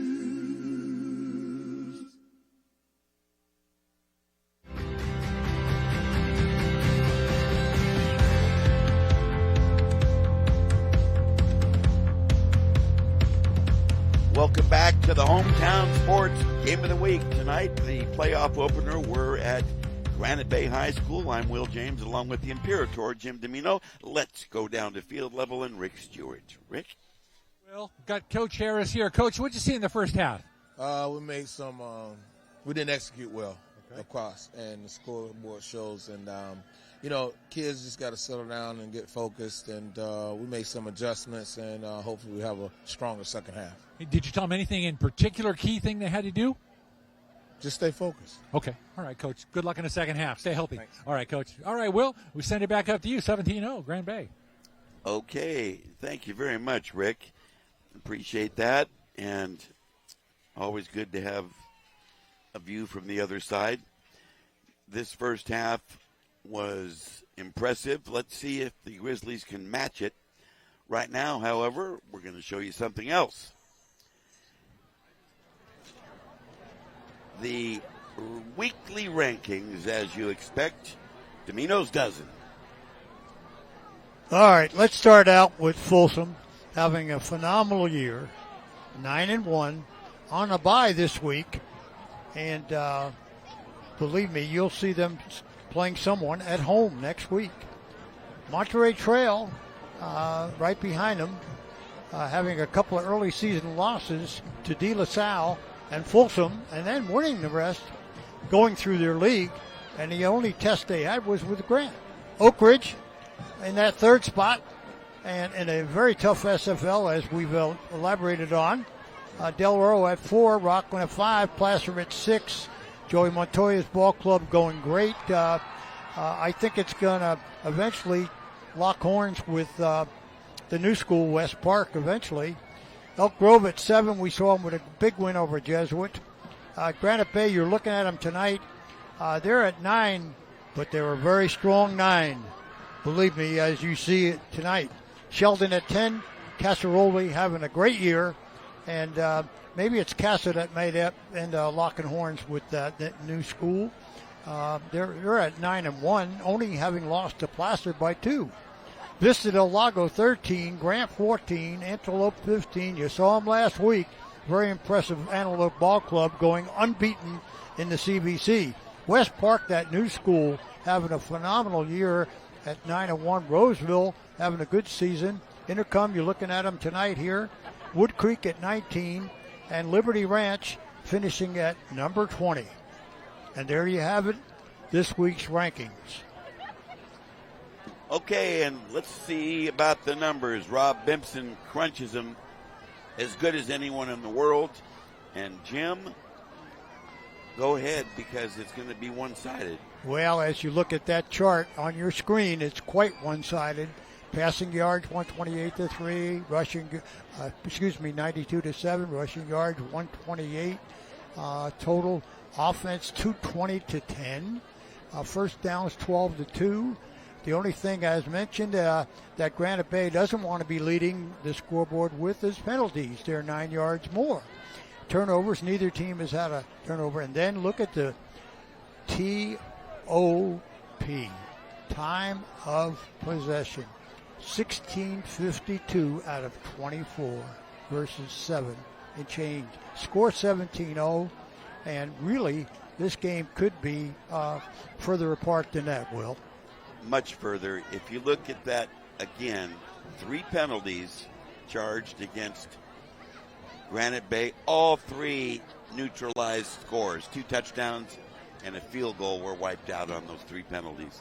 So, as you say, it could be a lot worse up there. 17 is not impossible to rally from, but the Tigers are going to have to change their level of performance. Very definitely. Reggie certainly has a job to do here in the second half with his staff, and I'm sure they made some adjustments. Coach Harris is good at that, and I'm sure he's made some adjustments during the halftime. He's going to have to, because this is a balanced attack. I know he came in here to stop the run and didn't expect this many passes, but believe me, the run game sets up their passing game, and certainly quarterback Long is doing a nice job here tonight. He's putting the ball where he has to put it, and they have quality receivers. Well, diversity in the play calling is such a key, and that has been expertly executed this evening by the Grizzlies, passing and running. Well, twin returners stationed for the Tigers. They could use something big here. Last week, they were in trouble against Antelope and popped a 90-yard kickoff return for a touchdown and got right back in the game. They've got the speed to burn. Well, this would be the time to do it. They're down 17 as we see the final seconds of the intermission ticking away. Dave Craven to do the booting here. And that was an excellent field goal he connected. Yes, it was. He missed one earlier today, but it had plenty of foot in it, but it just was a little off left. But this one was true blue. So the senior tees it up. We've seen short pooch kicks, and they're very leery of the speed element for the Tigers. And are Great stick is returned by Boston Crossley. As a matter of fact, Costley is the one that ran the 90-yard touchdown return last week. But I'll tell you, our game referee here, Tom Stewart, he's getting a workout tonight. So the Tigers break their huddle. Here we go. First play from scrimmage in the third quarter. This is a key possession and series for the Tigers. They run left and turn the corner nicely with the big speed we've seen 3 times now this year. And Jorlin, penalty on the play. Don't know if it was after the run or not. Flag on the play. Well, personal foul upcoming, it looks like. Let's take a look at our replay here.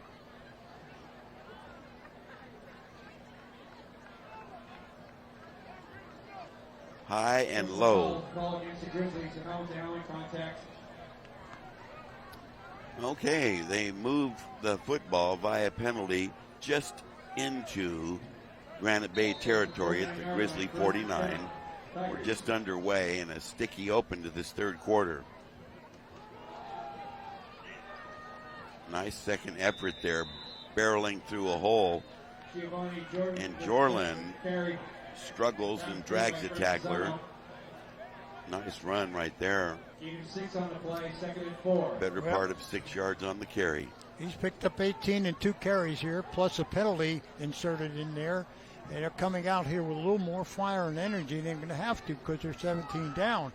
So let's see what they've got going here. I know you would like to see the pass on earlier downs, but they stay with the run.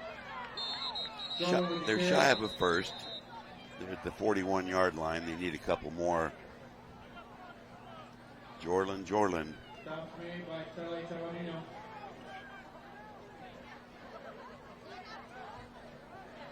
A history of tremendous running backs for the last 18 years at Inderkum, particularly under Terry Stark.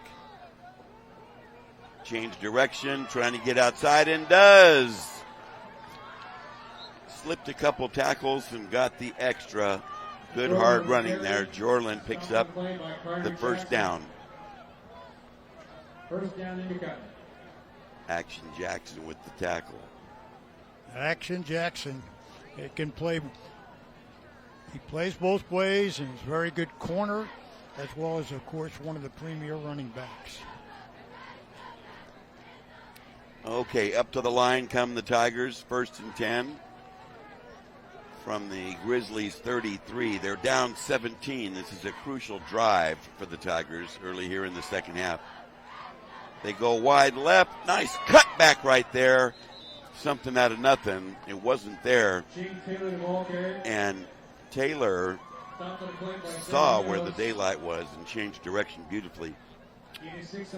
All right, nice run by James Taylor there. Watch this. Breaks the tackle, cuts inside. That brings up 2nd and about 5. So give him 5 on that first carry.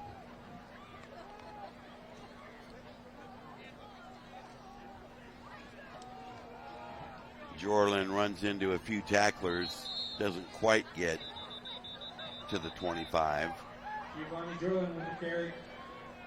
There were 2 defenders standing in the hole. They give him 1, and that brings about a 3rd and 4. Clock rolling, reaching the 9-minute mark, still early here in the third. The importance of this drive for the Tigers is paramount. 3rd and 3. Under center, Hutman fires left, has a receiver, cut it back to the 10, to the 5, touchdown Tigers! He came back nicely for the pass instead of waiting for it. And their top receiver and Hutman's favorite target, Kevin Boone Nelson, ran that beautifully. 26 yards on that TD connection, and that livens up the Tiger side. On for the PAT spot, boot on the way, and got it. Let's take another look at this reception and run. He came back for it, and then outworked the secondary there and slipped a tackle for the 6. Beautifully done. Stay with us. More to come.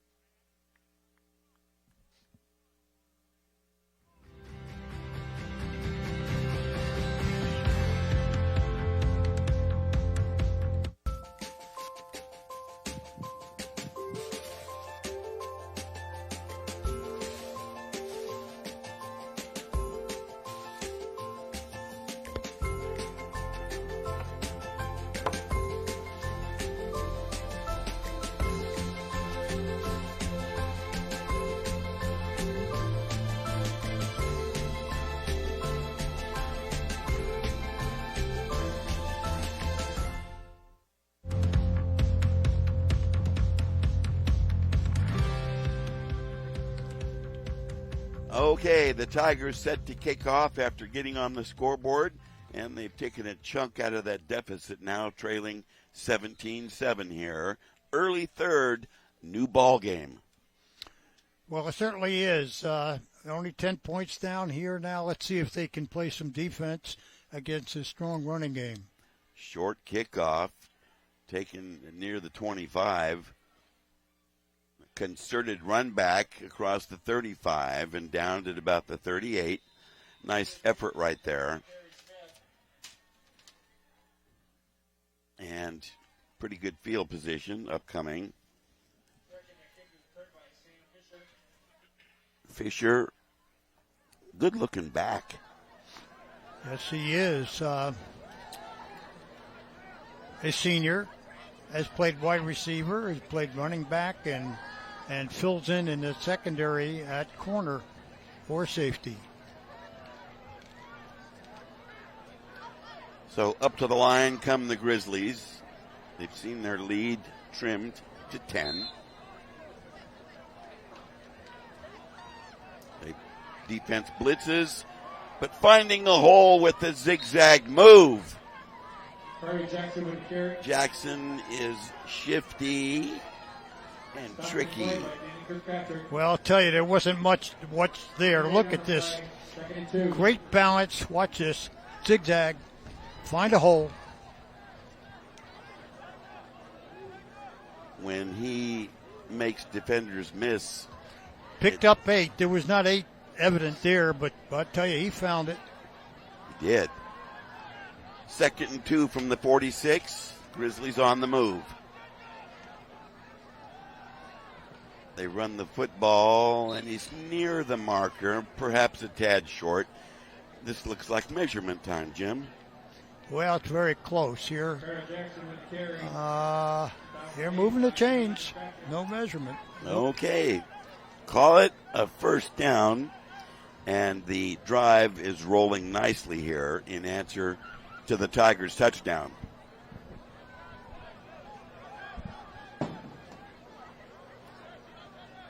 Motion in the backfield. Cusano. Turn and give.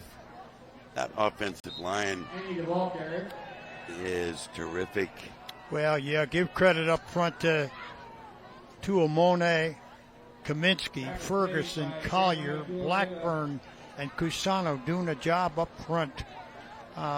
Certainly, they're monumental in paving the way for running backs Jackson and N.A. And, of course, lead blocker Bonnier, number 9, doesn't get his due. What an outstanding blocker he is. Okay, we got whistles are going to stop play here and a timeout taken. Joe Catolico wants to pull his group in. We're going to take a pause ourselves. We'll be right back.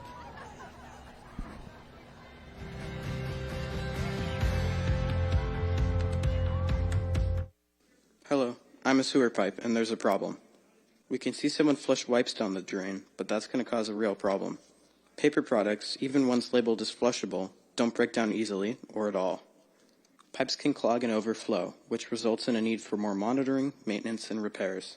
This requires higher operational costs paid by your sewer rates. With this in mind, remember to do the sewers a favor and trash the wipes, not the pipes. Learn more at sacsewer.com.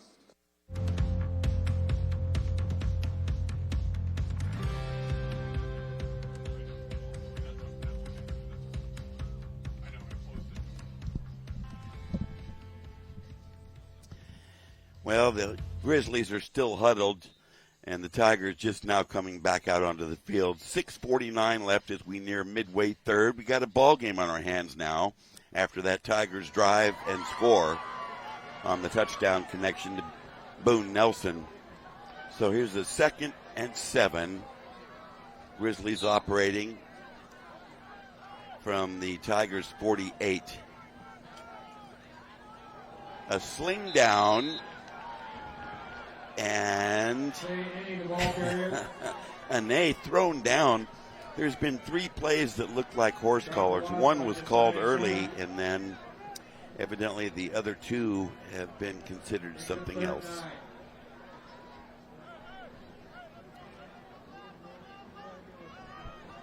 possibly he jerked him by the hair and threw him down. If so, that's got to be kind of painful. However, 3rd and 9. Big rush over the middle, broken up. Good defensive play by the Tigers. There's a flag on the play. Penalty marker dropped.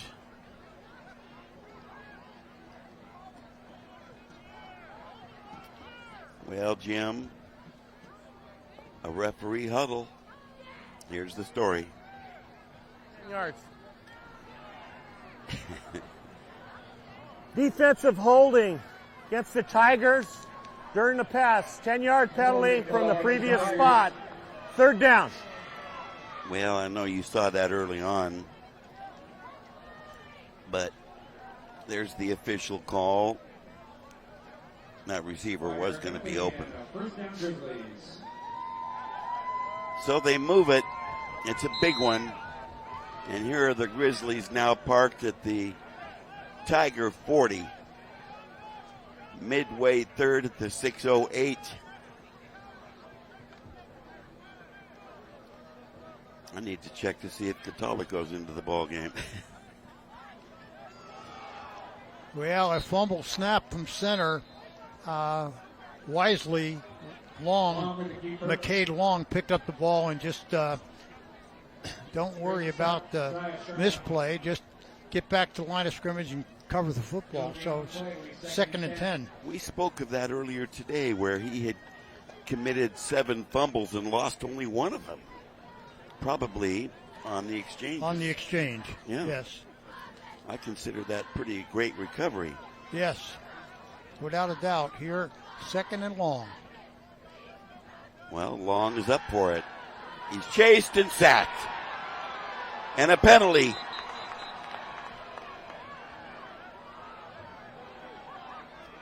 Long is dropped for a loss on the play by Shamonte Brown. Flag on the play. We'll see. Holding the call against the Grizzlies. Things becoming more spirited here in this playoff opener. Well, the Tigers have come out here far more aggressive than they were in the first half. And really, whatever Coach Harris has said at halftime to them, they've come out here with energy and a little more spark, and certainly this aggressiveness showed on the field here. Great pass rush. Penalties decline. 3rd down. Okay, they decline it and really put the pressure. 3rd and 17, obvious passing down. Let's see about the blitz. Let's see how many they send, if they send. Well, they only got a 4-man rush. They're dropping 7 in the coverage here. You got the bubble screen on. Motoring through everybody, big speed. Oh my goodness! To the 10, to the 5. Touchdown, Grizzlies! Wow! On 3rd and 17, do we have penalty?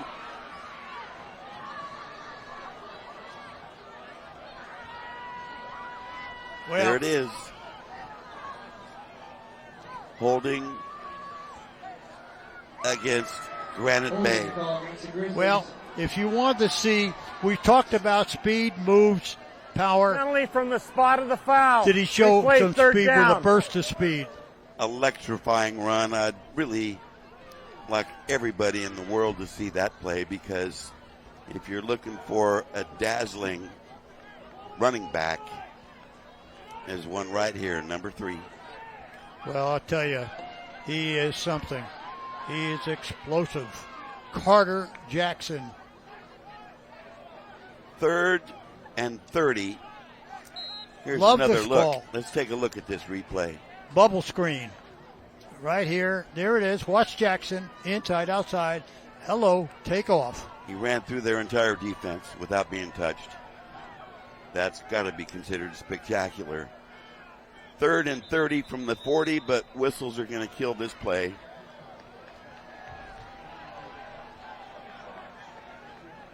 Start. Offense, 5-yard penalty, 3rd down. This is a key juncture in this game.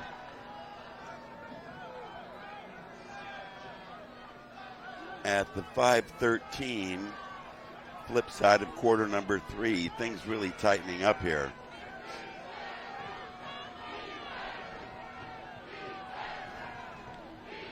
Long keeps, runs it, has good yardage, crosses midfield, knocked down at about the 46. That was a long run right there. Well, Long went long, but not enough to move the chains. Let's take another look, Jim. He shifted hands with the ball. It was a long way to go. They had 3rd down and 30 at least. Nice run by Long. Well, the Tigers want to take a timeout, and we will too, and come right back for more of the Hometown Sports Game of the Week.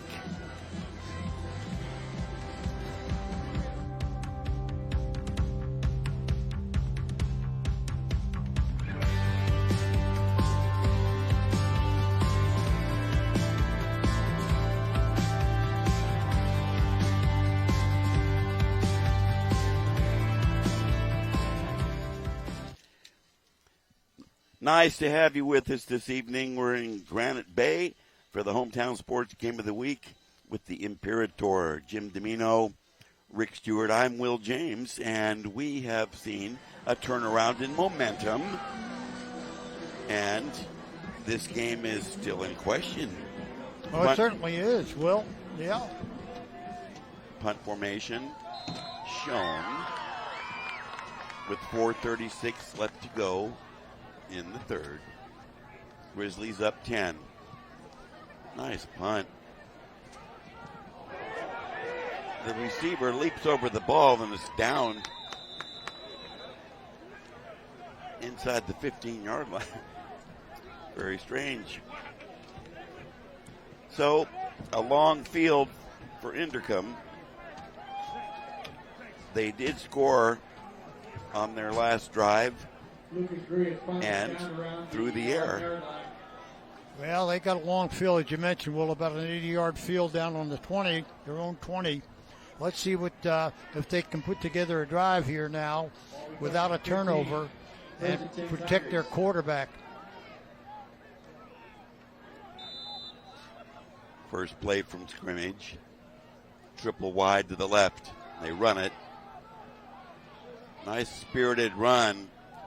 Jorland struggling, gets out across the 20. Stop on play by Brian Bucky.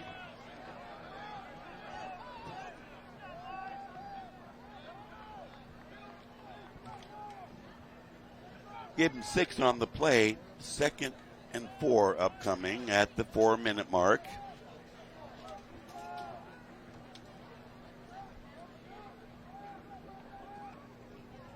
Two wideouts to each side. Long count here by Hutman. Jordan runs left. There's some daylight out there, but it's covered up kind of quickly. He does have a 1st down, however. Jordan, the ball carrier. Stop on play by Fred Munoz. 1st down, Tigers.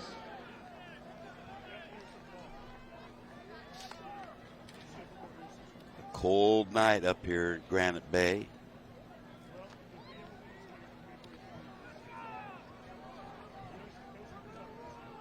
Jorland working out of the shotgun here in the 3rd quarter, mixing up the run and the pass.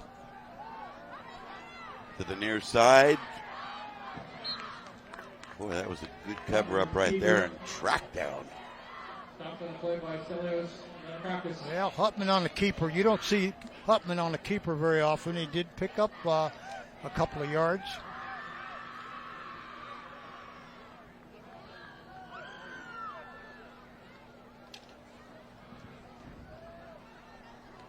So in from the sideline with a play. And we'll see what the Tiger offensive brain trust has here. 2nd and 8. Again, 2 and 2 on the wide receivers.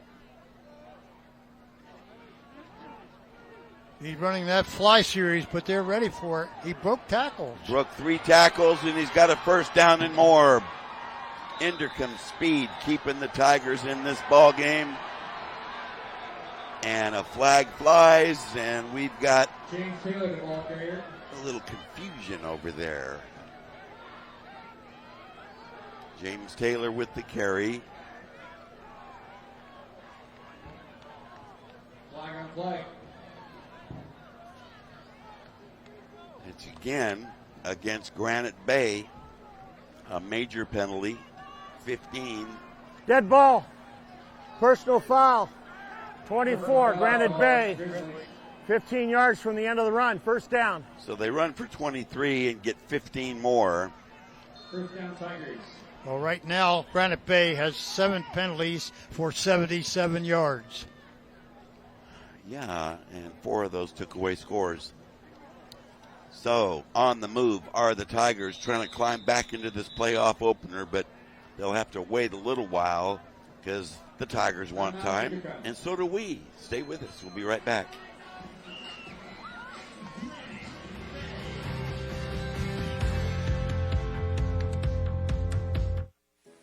Phew, finally finished cleaning the bathroom. Stop! Don't put that paper towel in there. Why not? Products such as wipes, rags, and yes, paper towels can cause serious problems for sewer systems. What's the difference? Toilet paper always gets flushed. Unlike toilet paper, other products don't break down as easily, meaning sewer systems can get clogged. Oh. Do the sewer systems a favor. Trash the wipes, not the pipes. Learn more at sacsewers.com.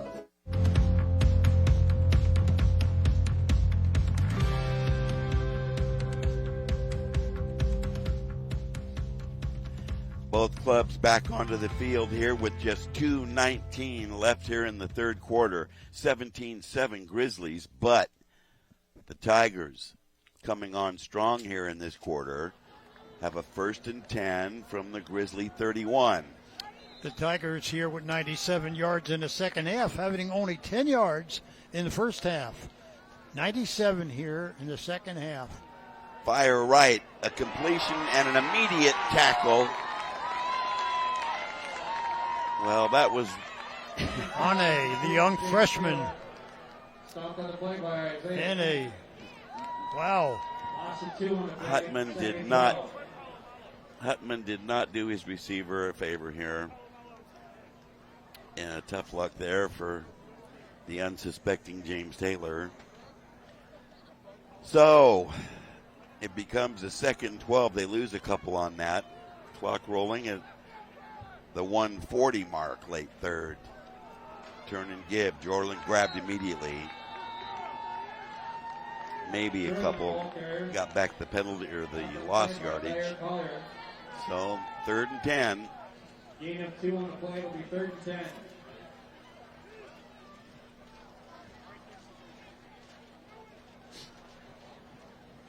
Well, a key call here, Coach. Very key call here. And, yes, penalties have hurt Granite Bay considerably here. Will they put the heat on Hutman? They're lined up very deep here from the I formation. That's less a quick kick. He comes to the near side and tosses, and that play was doomed from the beginning. Well, when your running back is lined up about 9 yards. And you go to the short side. Wow. I don't quite understand that one, but it didn't work. 4th and 11. The third quarter rapidly coming to a close here. Tigers might get another play. Well, they're not in any big hurry. It appears like it's taken forever to brought Hutman over to the sideline, and they're just going to not look at this go by and not even run a play, it looks like. Well, they finally get up there. Do they have enough men out there? Short drop, fire deep left sideline. Incomplete. Well, that might have been Hutman's best pass of the evening. So well defended, and Action Jackson on the spot for the coverage, and the first half, I should say the third quarter, has expired here. 17-7. Granite Bay on top by 10. Don't wander away. This one's still cooking.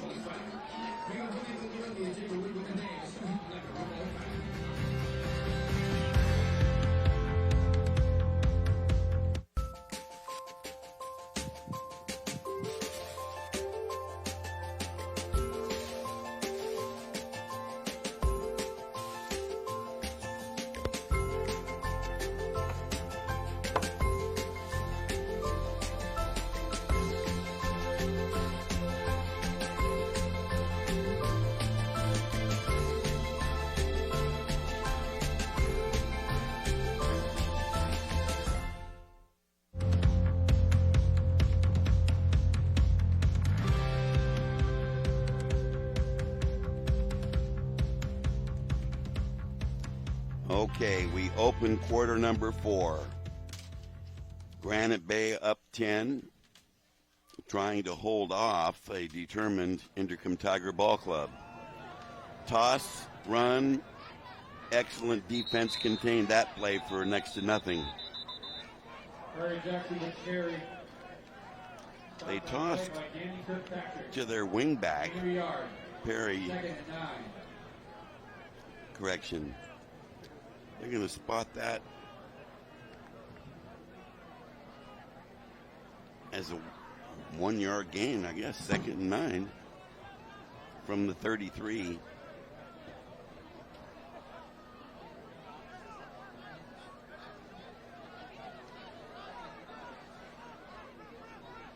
Tight formation, long fires out to the near side, and he's got a connection, staying in bounds and getting a couple more. We've seen him before. Well, certainly young Joe Catolico, the young sophomore, making it look easy. And they do indeed move the chains. First down, Grizzlies, digging out of the hole.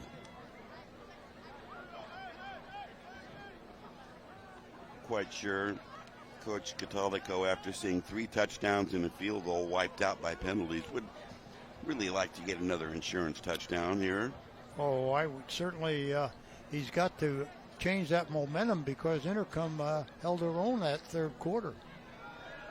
Up the middle, and tripped up, but not before. He runs for another first down. That was going to go a lot longer.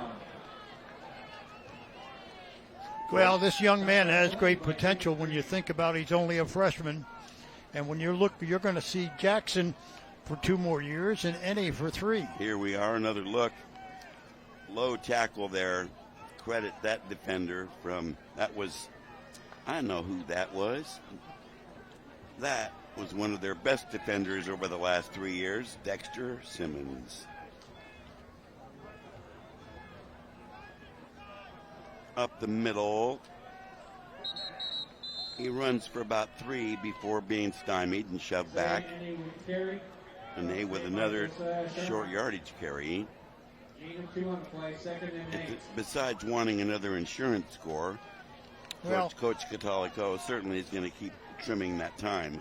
Well, exactly. Not only that, he gives Jackson a break. Remember, Jackson's going both ways. He's playing DNO offense, and he's carried the ball numerous times tonight. Now he's back in the ball game, had a little break. They give it to him. Not much there. No, that hole closed up. He got that a little bit late as well. Well, it looked almost like a draw because it was so delayed. He normally hits that hole so quick, he didn't have a chance to it. 17 carries, 114 yards for young sophomore. Great. Check that. Jackson.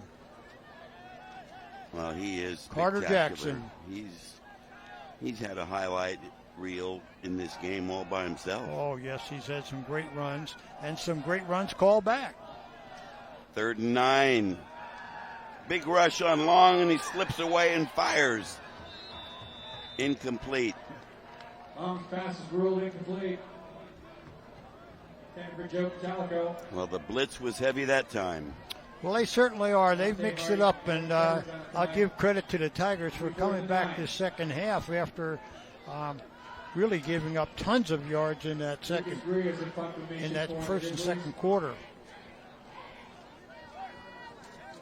So punt formation again. Single safety dispatched for the Tigers back near the 15-yard line. And the punt directly to the returner.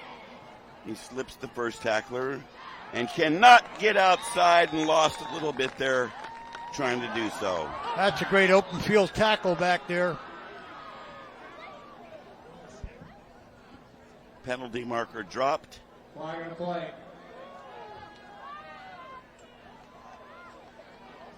And we'll soon see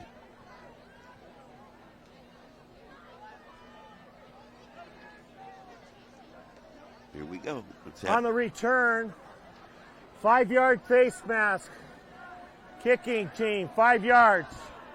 First down. Face mask call against the Grizzlies. My. Okay, 8th penalty for 82 yards against Granite Bay. Wow.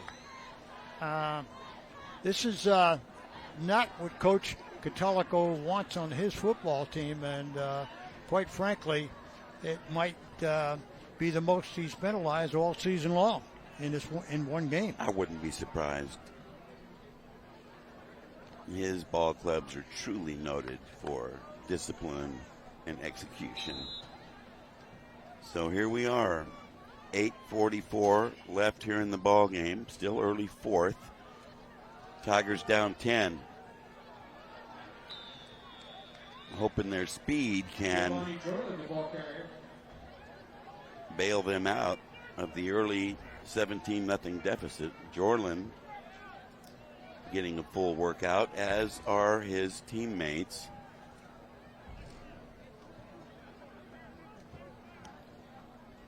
Well, there's a nervous coach right there. Things really have not gone his way for the better part of this game, particularly losing 4 scores off of penalties.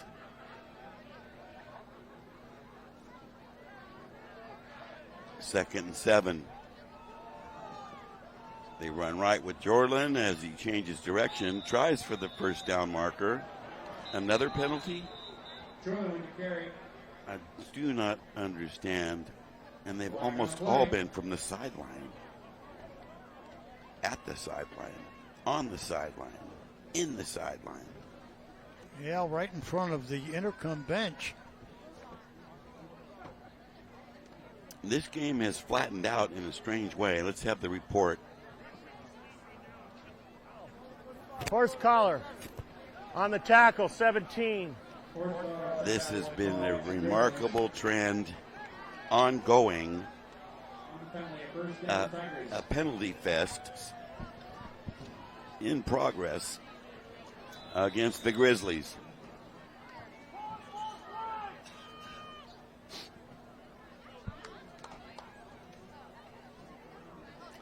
This is one of those ones, Coach. We'll see who remains poised. Nearing midfield, the Tigers, 8:12 to go. Breaking loose, but dropped from behind before he could get away. Jorlin almost was able to sneak out of that traffic jam. And Jackson made the stop. Made the stop and gained maybe a half yard. Another look. He tries to bounce it outside. My. Okay, up to the line on 2nd and 9. Double wide to both sides. They run the football. Jorlin sneaks through the line craftily and finally dropped. Nothing there. He turned sideways to get through that hole. Now, he is a tough customer. has many attributes as a running back. Brings up 33. And he salvaged a lot on that play. 3rd and 3 now, football at the Grizzly 48. Well, they're not really in 4-down territory, but being behind, I don't expect Inderkum to be punting away the football. They've got to get some points here in the fourth quarter. Granite Bay blitz. They run it. Determined running. Looks like enough for a first down. Well, Jorlin is not to be denied. He gives everything on every play. Well, I was very impressed there because there was no hole, nothing there. Just kept moving his feet. He's got good leg drive. Picked up about 3 or 4, moved the chains. Just a great effort by Jorlin. Tigers aware of the clock, up to the line fast.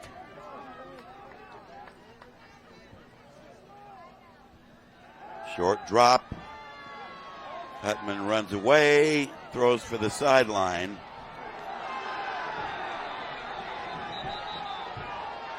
No one there, and Hutman gets up slowly after being tackled. That was an uncatchable ball. Is there a flag? Yes. Here's our explanation.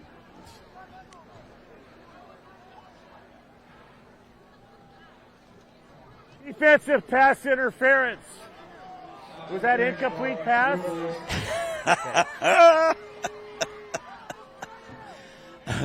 Oh, you'll forgive me. Defensive pass interference. Interference. 15 yards previous spot. First down. When it rains, it pours on the Grizzlies. But the Tigers hanging tough after getting knocked down early. 6:05 left, midway fourth. 1st and 10 from the 29. And a flag thrown, whistle stop play. Start. Offense. 5-yard penalty, first down.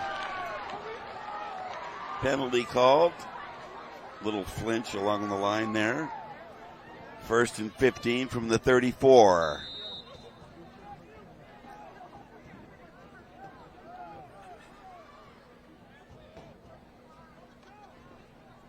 There's the motion. Little misdirection on that, and they get back to the original line of scrimmage. Jorlin, as we thought, getting a ton of carries. Tigers not wasting any time after being pretty casual in the first half, getting up to the line. Well, with only 5:40 left in this football game, they've got to pick up their 10 behind. They've got to get a score here, and they have to make a stop here. Jorlin has had a big night, 21 carries, 84 yards. Getting some tough yards, too. Great second effort by running back Gio Jorlin. To the end zone, dropped. Tough luck for the Tigers. Well, that's the best ball that Hutman has thrown. Penalty marker down. Hutman's pass ruled incomplete. Flag and play. Well, Roughing the passer's call against the Grizzlies. This It's automatic first down.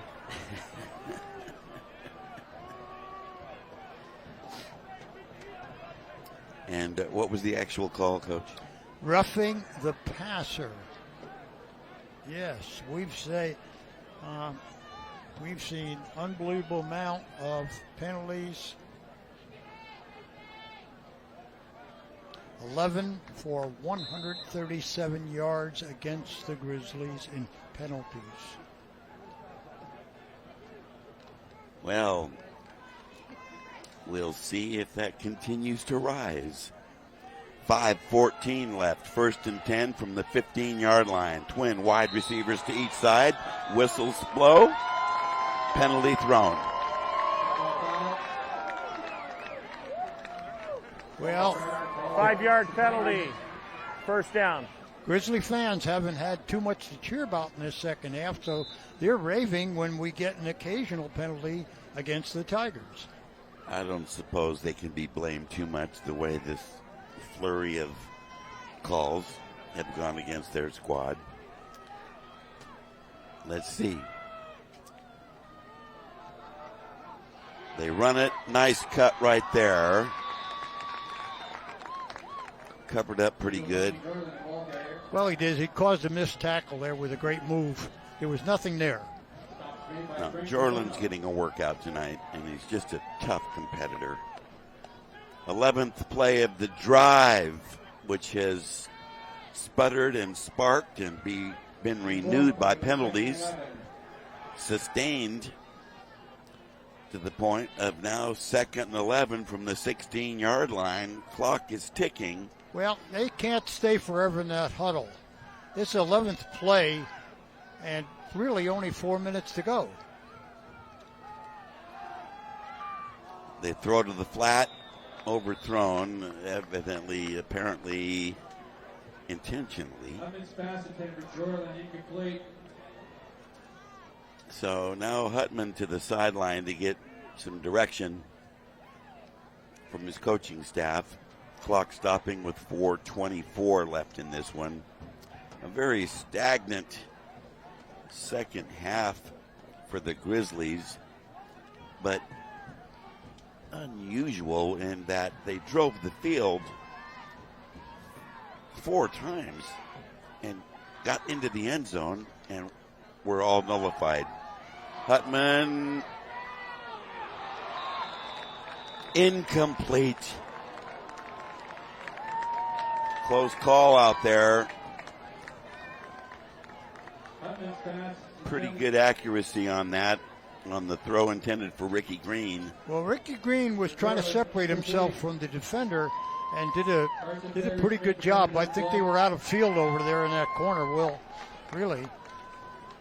Let's take another look. Yeah.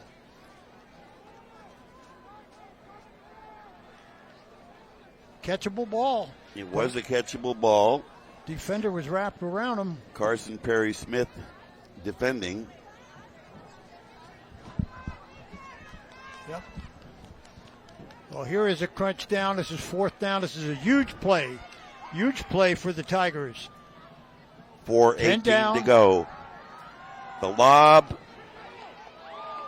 nearly intercepted. And this drive has fizzled in the red zone. Yeah. Well, Grizzlies finally take over. That was a strange drive. It took a long time.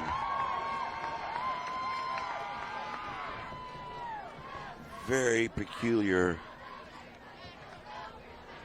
second half here. So the ball goes over. Grizzlies have the pill. And now all they have to do is use the clock here, move the chains, get a couple of first downs. Down deep in their territory on the 15. Running play, 2 busted tackles. Hold on to yourself. Here's a foot race. Can they catch him? I don't know. 20, 10. They're after him to the angle. That's a touchdown, Grizzlies. 84 yards. Jackson. That was as good as anything we've ever seen, and he's done that 3 or 4 times tonight. Well, that might put him over 200 yards tonight. 84. 84. 3 fast defenders chased him for at least 50 right there in the open field. Man, that was something else right there. Well, I'll tell you, this film, I'm sure that will be treasured forever by Jackson and family. PAT on the way, a low line drive, and got it. Here's your first replay on this. Wow, here it is. This is a highlight reel. You fans out there, take a look at this run. Face mask there, broken tackle there, and here's a foot race. 60 yards. They're all after him. All their speed. Man, did he just take it the distance or what? Touchdown, Grizzlies. Yeah. Action, Jackson Carter. Jackson number 3. Remember that guy. We'll be 100. right back.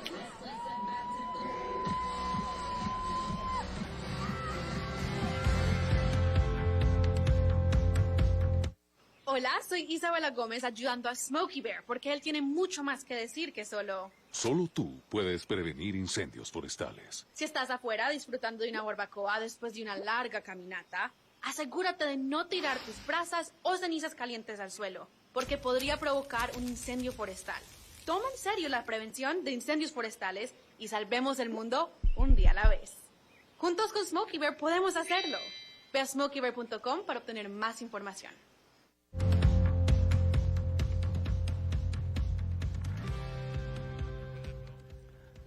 Ensuing kickoff. Jorland trying to make something out of this, reverses his field. The penalty marker comes flying out, and he's finally dropped at the 35. What a great effort there. Craven's kick is returned by Boston Costley. Tackle on play by Eddie Thomas. Flag on play. Personal foul, blindside block. Return team, number 13. I incorrectly identified that excellent return. It was Boston Costley for the Tigers, who last week ran a touchdown from a kickoff. Great effort there. Well, tonight, as we see these penalties being marked off on the Tigers, we've seen a great running back, and you've got 2 more years to see him. And Mr. Jackson, I'll tell you, Carter Jackson, 19 carries, 199 yards, 2 touchdowns, and those the ones that counted. There were more that were not counted. And they were both long ones. Okay, 1st and 10 from the 13. Fire right. Broken up on some nice defense there.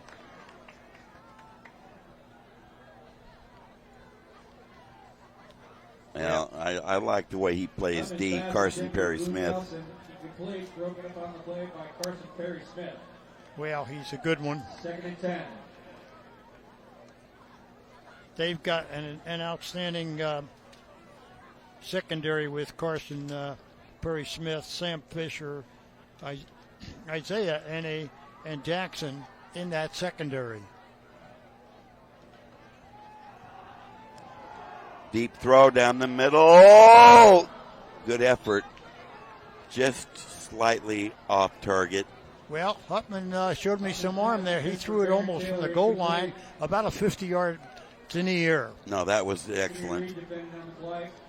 On target. Well, they have to resort now to desperation play calling here. Well, suddenly Hutman has cooled off in his last 6, no yardage, incompletions in his last 6 throws, in his last 6 passes. Probably 3 of those he had to dump just to salvage away from a sack. Here we go, 3rd and 10 from the 13. Look left, fire left. Got Costley, runs away from one man, from another, and gets pounded out of bounds. So, clock stopping at the 3:25. Tigers really have to hustle now on all their plays. They really do. They can't be affording to huddle up. They've got to go. Good for a 1st down, Tigers. Good wheels there. Yes. Ney over there with 2 other defenders to shut that down, but good effort. So the Tigers send 3 wide receivers to the right.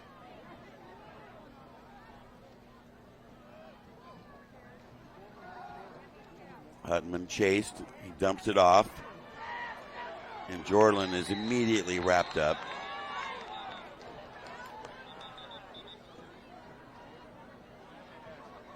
These Grizzlies are going to have to just play real fair and square because they've been murdered with penalties tonight.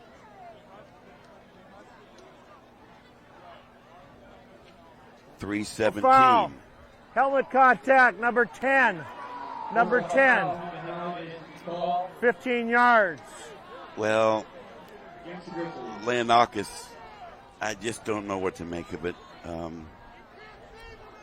I thought last week was bad with 26 penalties on Inderkum and another 17 on Antelope, but this is epic proportion here, mostly on one team. The deep ball in the air. He's got a man out there. Caught near the goal line. That was on the money. And again, speedy receivers are dangerous. Another look at that hookup. Watch Hutman showing me plenty of arm there. Boone Nelson is their top receiver. He had concentration on that. Jackson prevented the TD. 45 yards on that connection, and touchdown Tigers. And they're back in it at 2:43 late, and a couple of Tigers late in getting up, and that's Jorlin. He's got to be exhausted for one thing.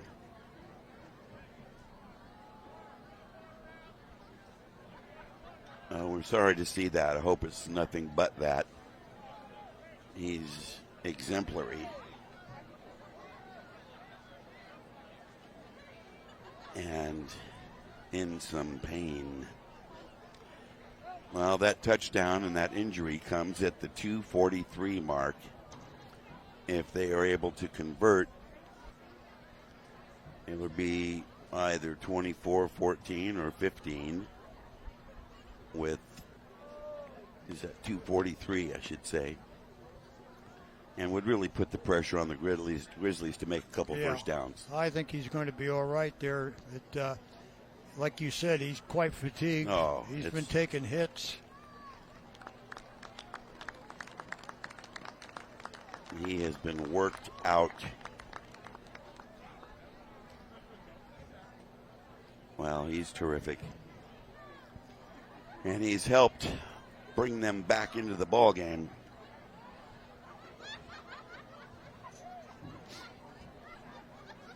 Jorlin with a big night, 23 carries, 90 yards, and some of those have been tough yards after contact.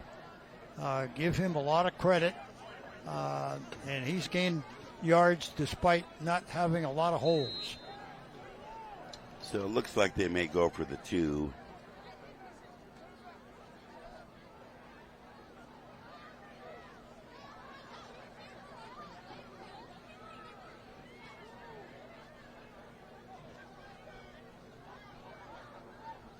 This has been a determined comeback. You should really apply credit to the Inderkum effort here, trailing 17-0. And really, from the start of the second half, have played terrific playoff football. Delay of game.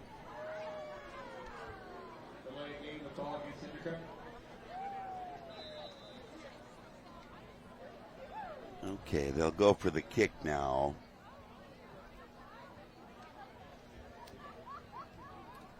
Mishra, usually highly reliable, puts a toe into it and got it.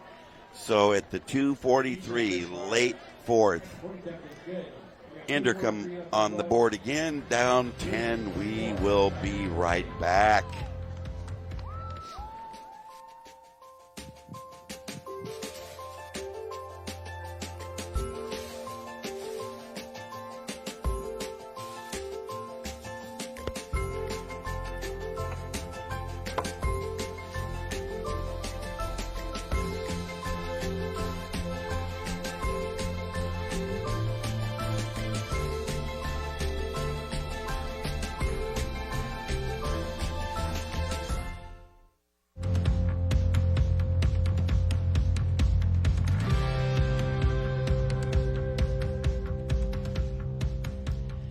So the Tigers have pulled within 10 again. Set to kick off. Look for the onside kick. The Grizzlies should have all their good hands, guys, up close. Let's see where he wants to put it. He pooches somewhat. Taken outside the 15 and blasting through a hole and driving the pile all the way to the 40-yard line. Was that a nay? It looked like NA. Hey, that was, I'm not sure about the way that was placed, that kick. Went a little too far, kind of. Yes. Yep. Okay. The pressure really on now. The Tigers down to one timeout with 2:35 left. Well, 2 first downs will do it. And with only one timeout remaining, I would say 2 first downs will definitely do it for the Grizzlies.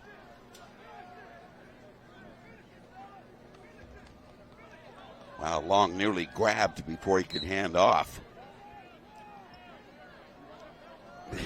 That was impressive. Yeah, well, they're going to try to put everybody up front now. And I know Joe won't gamble, but believe it or not, this is the time to use the clock. You run a play action here, it'll probably be a touchdown because the whole world is in here to stop the run. Kirkpatrick stepped across the line and grabbed Long before he could hand off. Yeah, the clock running here, just under 2 minutes to play, and only one timeout to use. They run the football. Jackson smacked hard. Well, they're still hitting the Tigers, that is. Kirkpatrick with a solo tackle. Timeout, Tigers. That's their, I believe, their last timeout. Well, I'm going to keep it here for a second, Jim. In tonight's game, which had a tremendous shift of momentum after the intermission with the Grizzlies on top 17, I think what I'll take away from this is the character and comeback efforts by the Tigers, who probably got chewed hard at halftime. There we see the Grizzlies huddled around head coach Joe Catolico. Well, I concur with what you said about the Tigers because you know what? They were kind of embarrassed in that first half, but the second half they've run 28 plays to 13 for Granite Bay, and they certainly, after this football game, even if they lose, they got to be proud of their players for never quitting, never giving up, and gave a big effort in the second half. They surely did. Coach Schmidt, defense. 5-yard penalty, 3rd down. Long with his cadence drew the Tigers offside for a 5-yard penalty. Well, if they move the chains here, it's going to be very difficult. They're lined up there with about 9-10 guys on the line of scrimmage, and they still get through. A nay.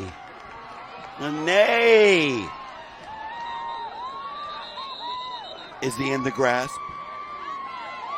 Wow, he never went down. No, he didn't. As a freshman, right? He's a hunk. He's a freshman. 185-pound freshman. First down, Grizzlies. Well, I guess you could say he took on their whole defense right there. 1:23 and rolling. Up 10 are the Grizzlies. They're kneeing it. Take the knee. Yep. Long milking under center and the knee. He takes it at the 102 mark, and this is one of those moments when players reflect in this. It's not a dead ball exactly. It's something different than that. And these players played all out in tonight's game. A lot of bizarre twists and turns. One more time, and the final 30 seconds will play out. And the Grizzly fans are responding as we near the point in time when James Cagney would again say, the examination's over. The examination is over is right. And Dandy would say, turn out the lights. The party's over. Yes, the party for Inderkum has come to an end. Their season is over. They'll finish 5-6, but take away from this game knowing that they left an impression out there in that second half comeback. Well, they certainly did. And the underclassmen on this team will not forget that. Going in the offseason, etc., that they played the Grizz tough. Yes. Well, there's the sportsmanship finally after things settle down a wee bit, but you can best believe that emotion is still surging in will for the rest of this night as Granite Bay, in opening round action of the CIF Sac Joaquin Section Football Playoffs, defends home field under a fierce and relentless assault by the Inderkum Tigers to finally prevail by a count of 24-14 in a very unusual yet entertaining ball game, Coach. Well, it did. And the way things looked here in that second quarter, quite frankly, despite having all those touchdowns called back, it just kind of looked like a runaway because they were controlling every portion of the game. Time of possession, points on the board, etc. First downs at all. But the second half changed dramatically. Mighty momentum switched, didn't it? It did indeed, and thankfully so. It made this game very tense and even more enjoyable had it played out the other way. Stay with us when we come back to our post-game segment. As you know, we will be naming and interviewing. Rick Stewart will be interviewing our players of the game. Stick around. You'll love it.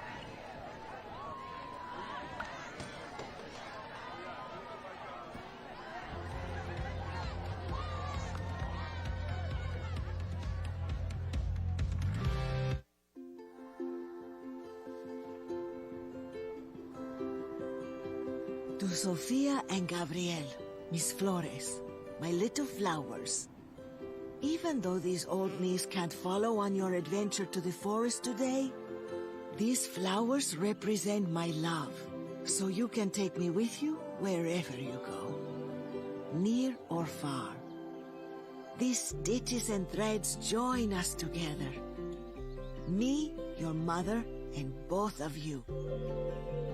And wherever you see a flower, a bird, a beautiful tree, know that my love is with you as you bring our colorful stories to the world. Make the forest part of your story at a park near you. Find one at discovertheforest.org. If I could be you, and you could be me for just 1 hour. If we could find a way to get inside each other's minds. If you could see you through my eyes instead of your ego.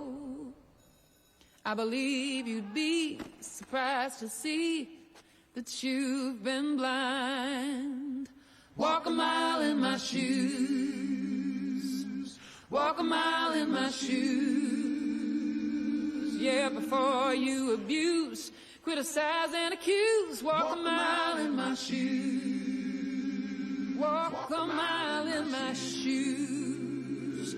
Well, before you abuse, criticize and accuse. Walk a mile in my shoes.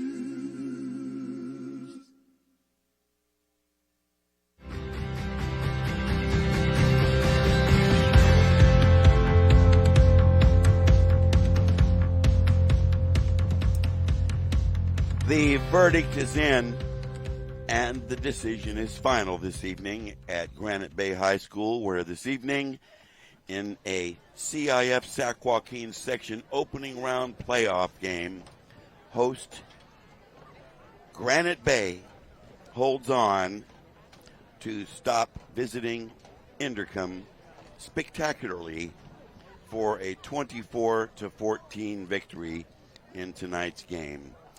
And as you see the graphic there, it was lopsided at first and then tightened up fast in the second half and made it be very adventurous and suspenseful for the most part.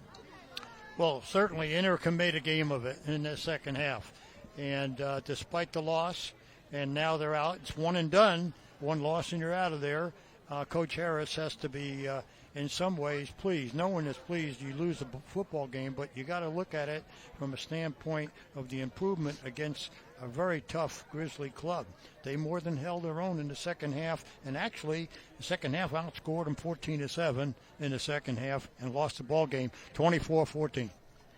Yes, they did, Coach. Well, down on the field, we have our setup. Rick Stewart will be speaking with our players of the game, and there you see our graphic.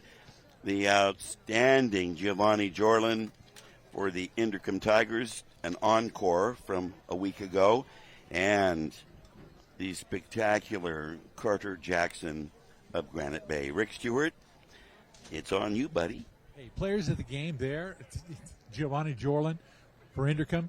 Again, this week, you're carrying the load, and they put up quite the defense against you. What was their key tonight? A lot of blitzes coming around, like snake blitzes coming around from the edge and stuff. Okay. Now, you scored on the one play. Now, what happened after the play? You twist your ankle a little bit? Yeah, it just twisted a little bit, but I got up, I was fine. Okay, 23 carries tonight for 90 yards. You know, not the output you wanted, but it was a good, solid game. Excitement to the end. Yeah, it was. I couldn't do it without my line. All right. Well, that's a good way to end it tonight. Giovanni Jordan, congratulations on the year. Congratulations on being our player of the game tonight. Good job. Keep it up. All right. We're going to turn back here to Carter Jackson, a sophomore here at Granite Bay. Carter, what was the key out there for you? I think the key tonight is just really just play with heart, passion, the whole entire game. Really just, come out and fight. This is, everybody wants to keep playing. So, I think the whole week we took the whole practice week super serious, and we knew that it was either win or go home. And I think our guys came out fiery the whole entire game. We executed a few drawbacks, but we kept fighting till the end. So. What's more exciting to you, really sticking somebody coming around the end when you're playing defense, or running for 200 yards and a couple touchdowns? Running for 200 yards and run a touchdown. I love offense and defense. They're both great, but I always love running the ball and scoring for my team. It's a youth movement here at Granite Bay. Even the youngsters coming up, JV player, younger linemen and that. There are a lot of sophomores and real juniors that are going to be paving the way for you the next 2 years. Yes, sir. Yes, sir. The players that we brought up, they helped us a lot on scout, so we could implement what the Tigers do on their offense. So that helped us a lot throughout the week, and that really helped us prepare. Because if we didn't have them, then we wouldn't be able to execute as well as we did today. Well, outstanding tonight, Carter. It was a tremendous game, couple hundred yards. You're going on a road this next week. It sounds like it's going to be a Downey. Any word about what they do? No, I haven't looked at their film yet. Just trying to focus on this game and then on to the next. So now this week we're going to get prepared for Downey this week, and then we're just going to execute and it's just win or go home. All right. Well, good game tonight. Congratulations on being our Access Sacramento player of the game, and keep it up next week, huh? Yep, keep it up next 2 years, really. Yeah, thank you. Appreciate it, man. All righty. Coach Catalico, come on in here. All right, Coach. Tremendous second half, a little nerve-wracking too, I imagine. Well, they're a good football team, right? They're a playoff football team. They got some really good players. They're well coached. So we knew they would test us, and we overcame some adversity. There's some mistakes that we made that hurt us through the course of the ball game. But I'm proud of our kids for how hard they played and for persevering through those things and getting the win. What are you going to tell them when you get together in practice? What's going to be the key this week?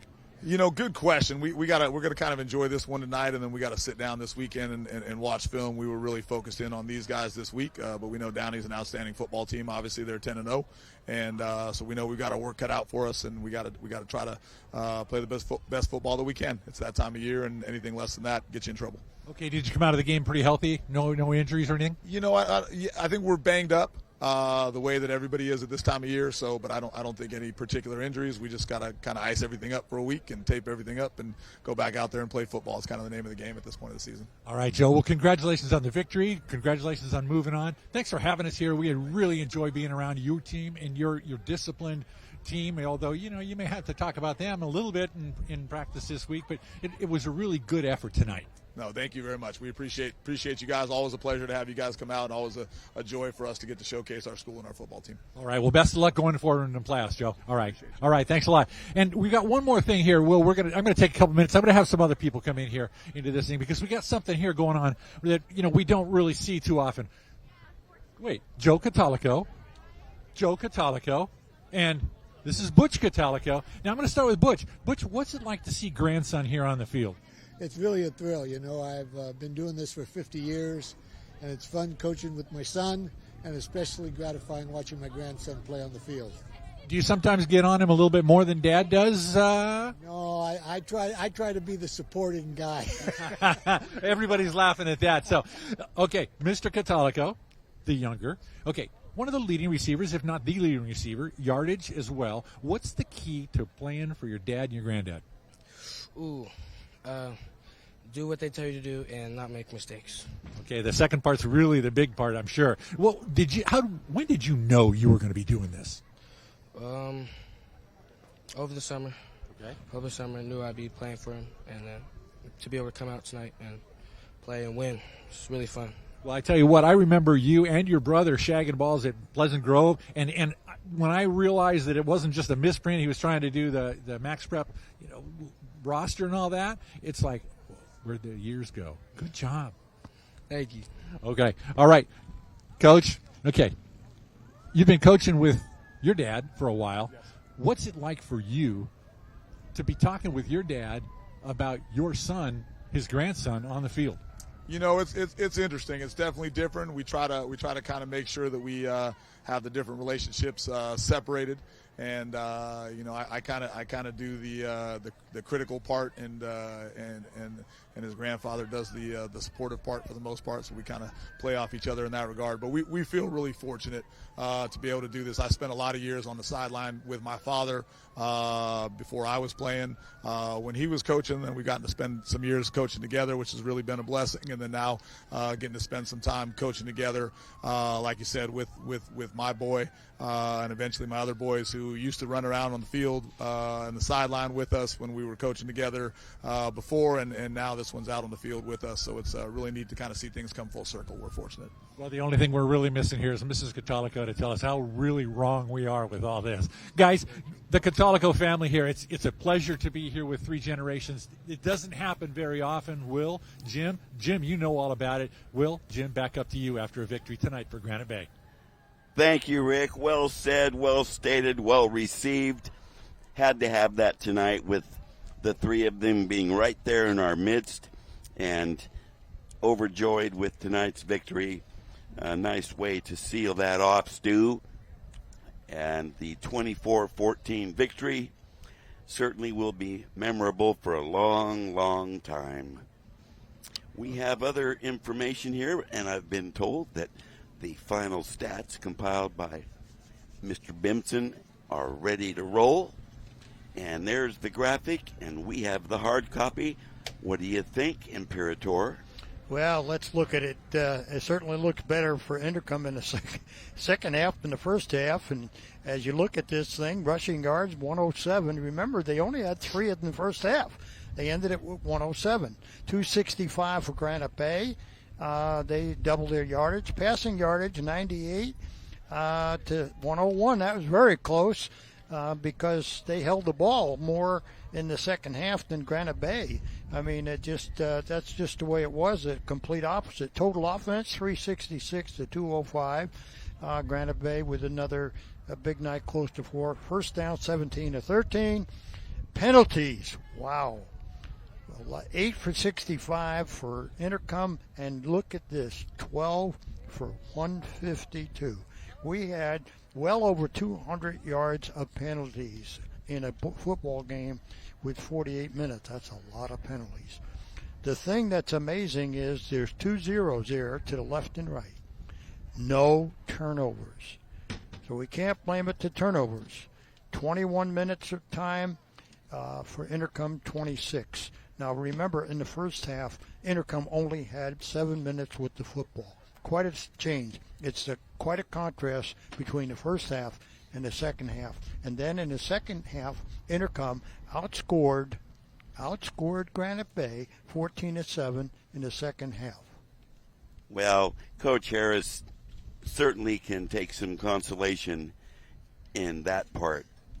It's not easy to rally a ball club when they're in a hole like that, particularly on the road, and that is precisely what happened tonight against the odds.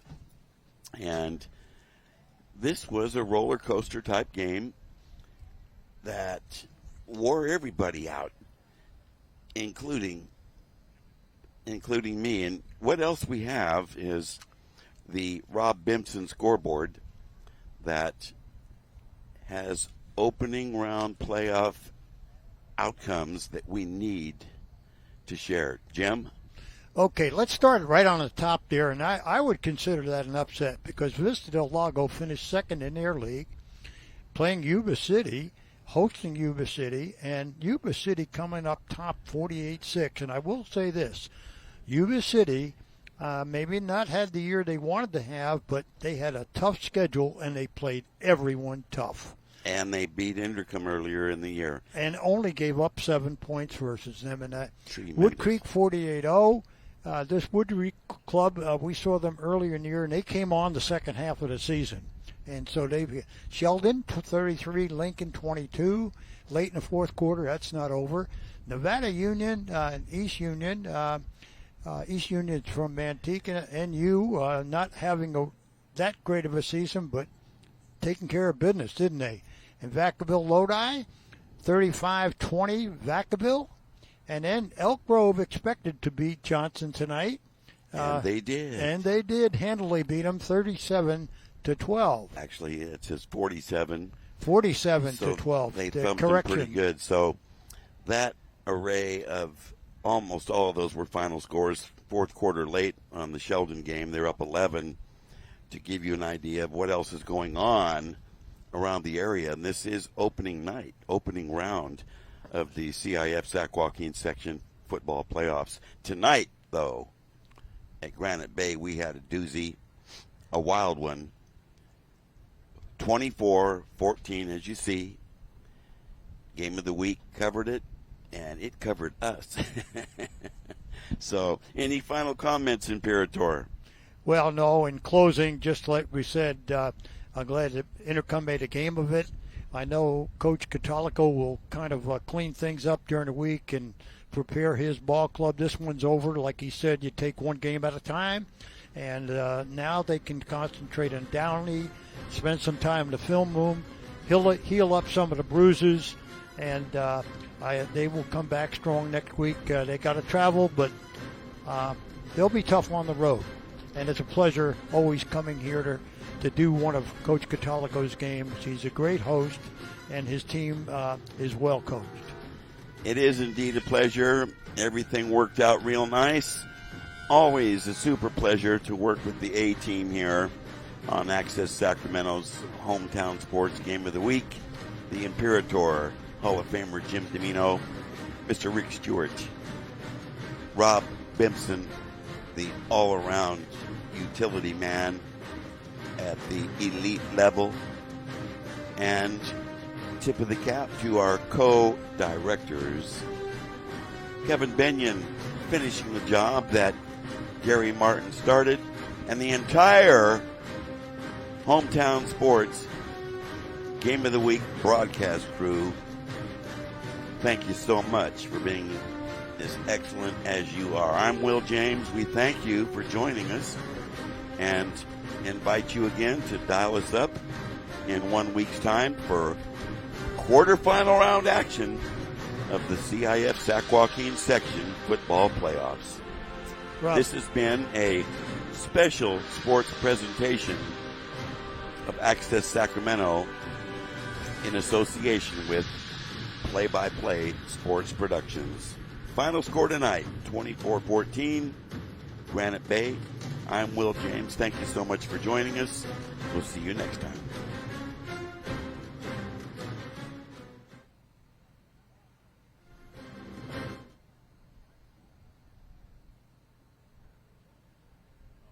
Sports Game of the Week broadcast from Access Sacramento, your local nonprofit community media center serving Sacramento County. Major underwriting support this season for Hometown Sports Game of the Week is provided by the Sacramento Metropolitan Television Commission.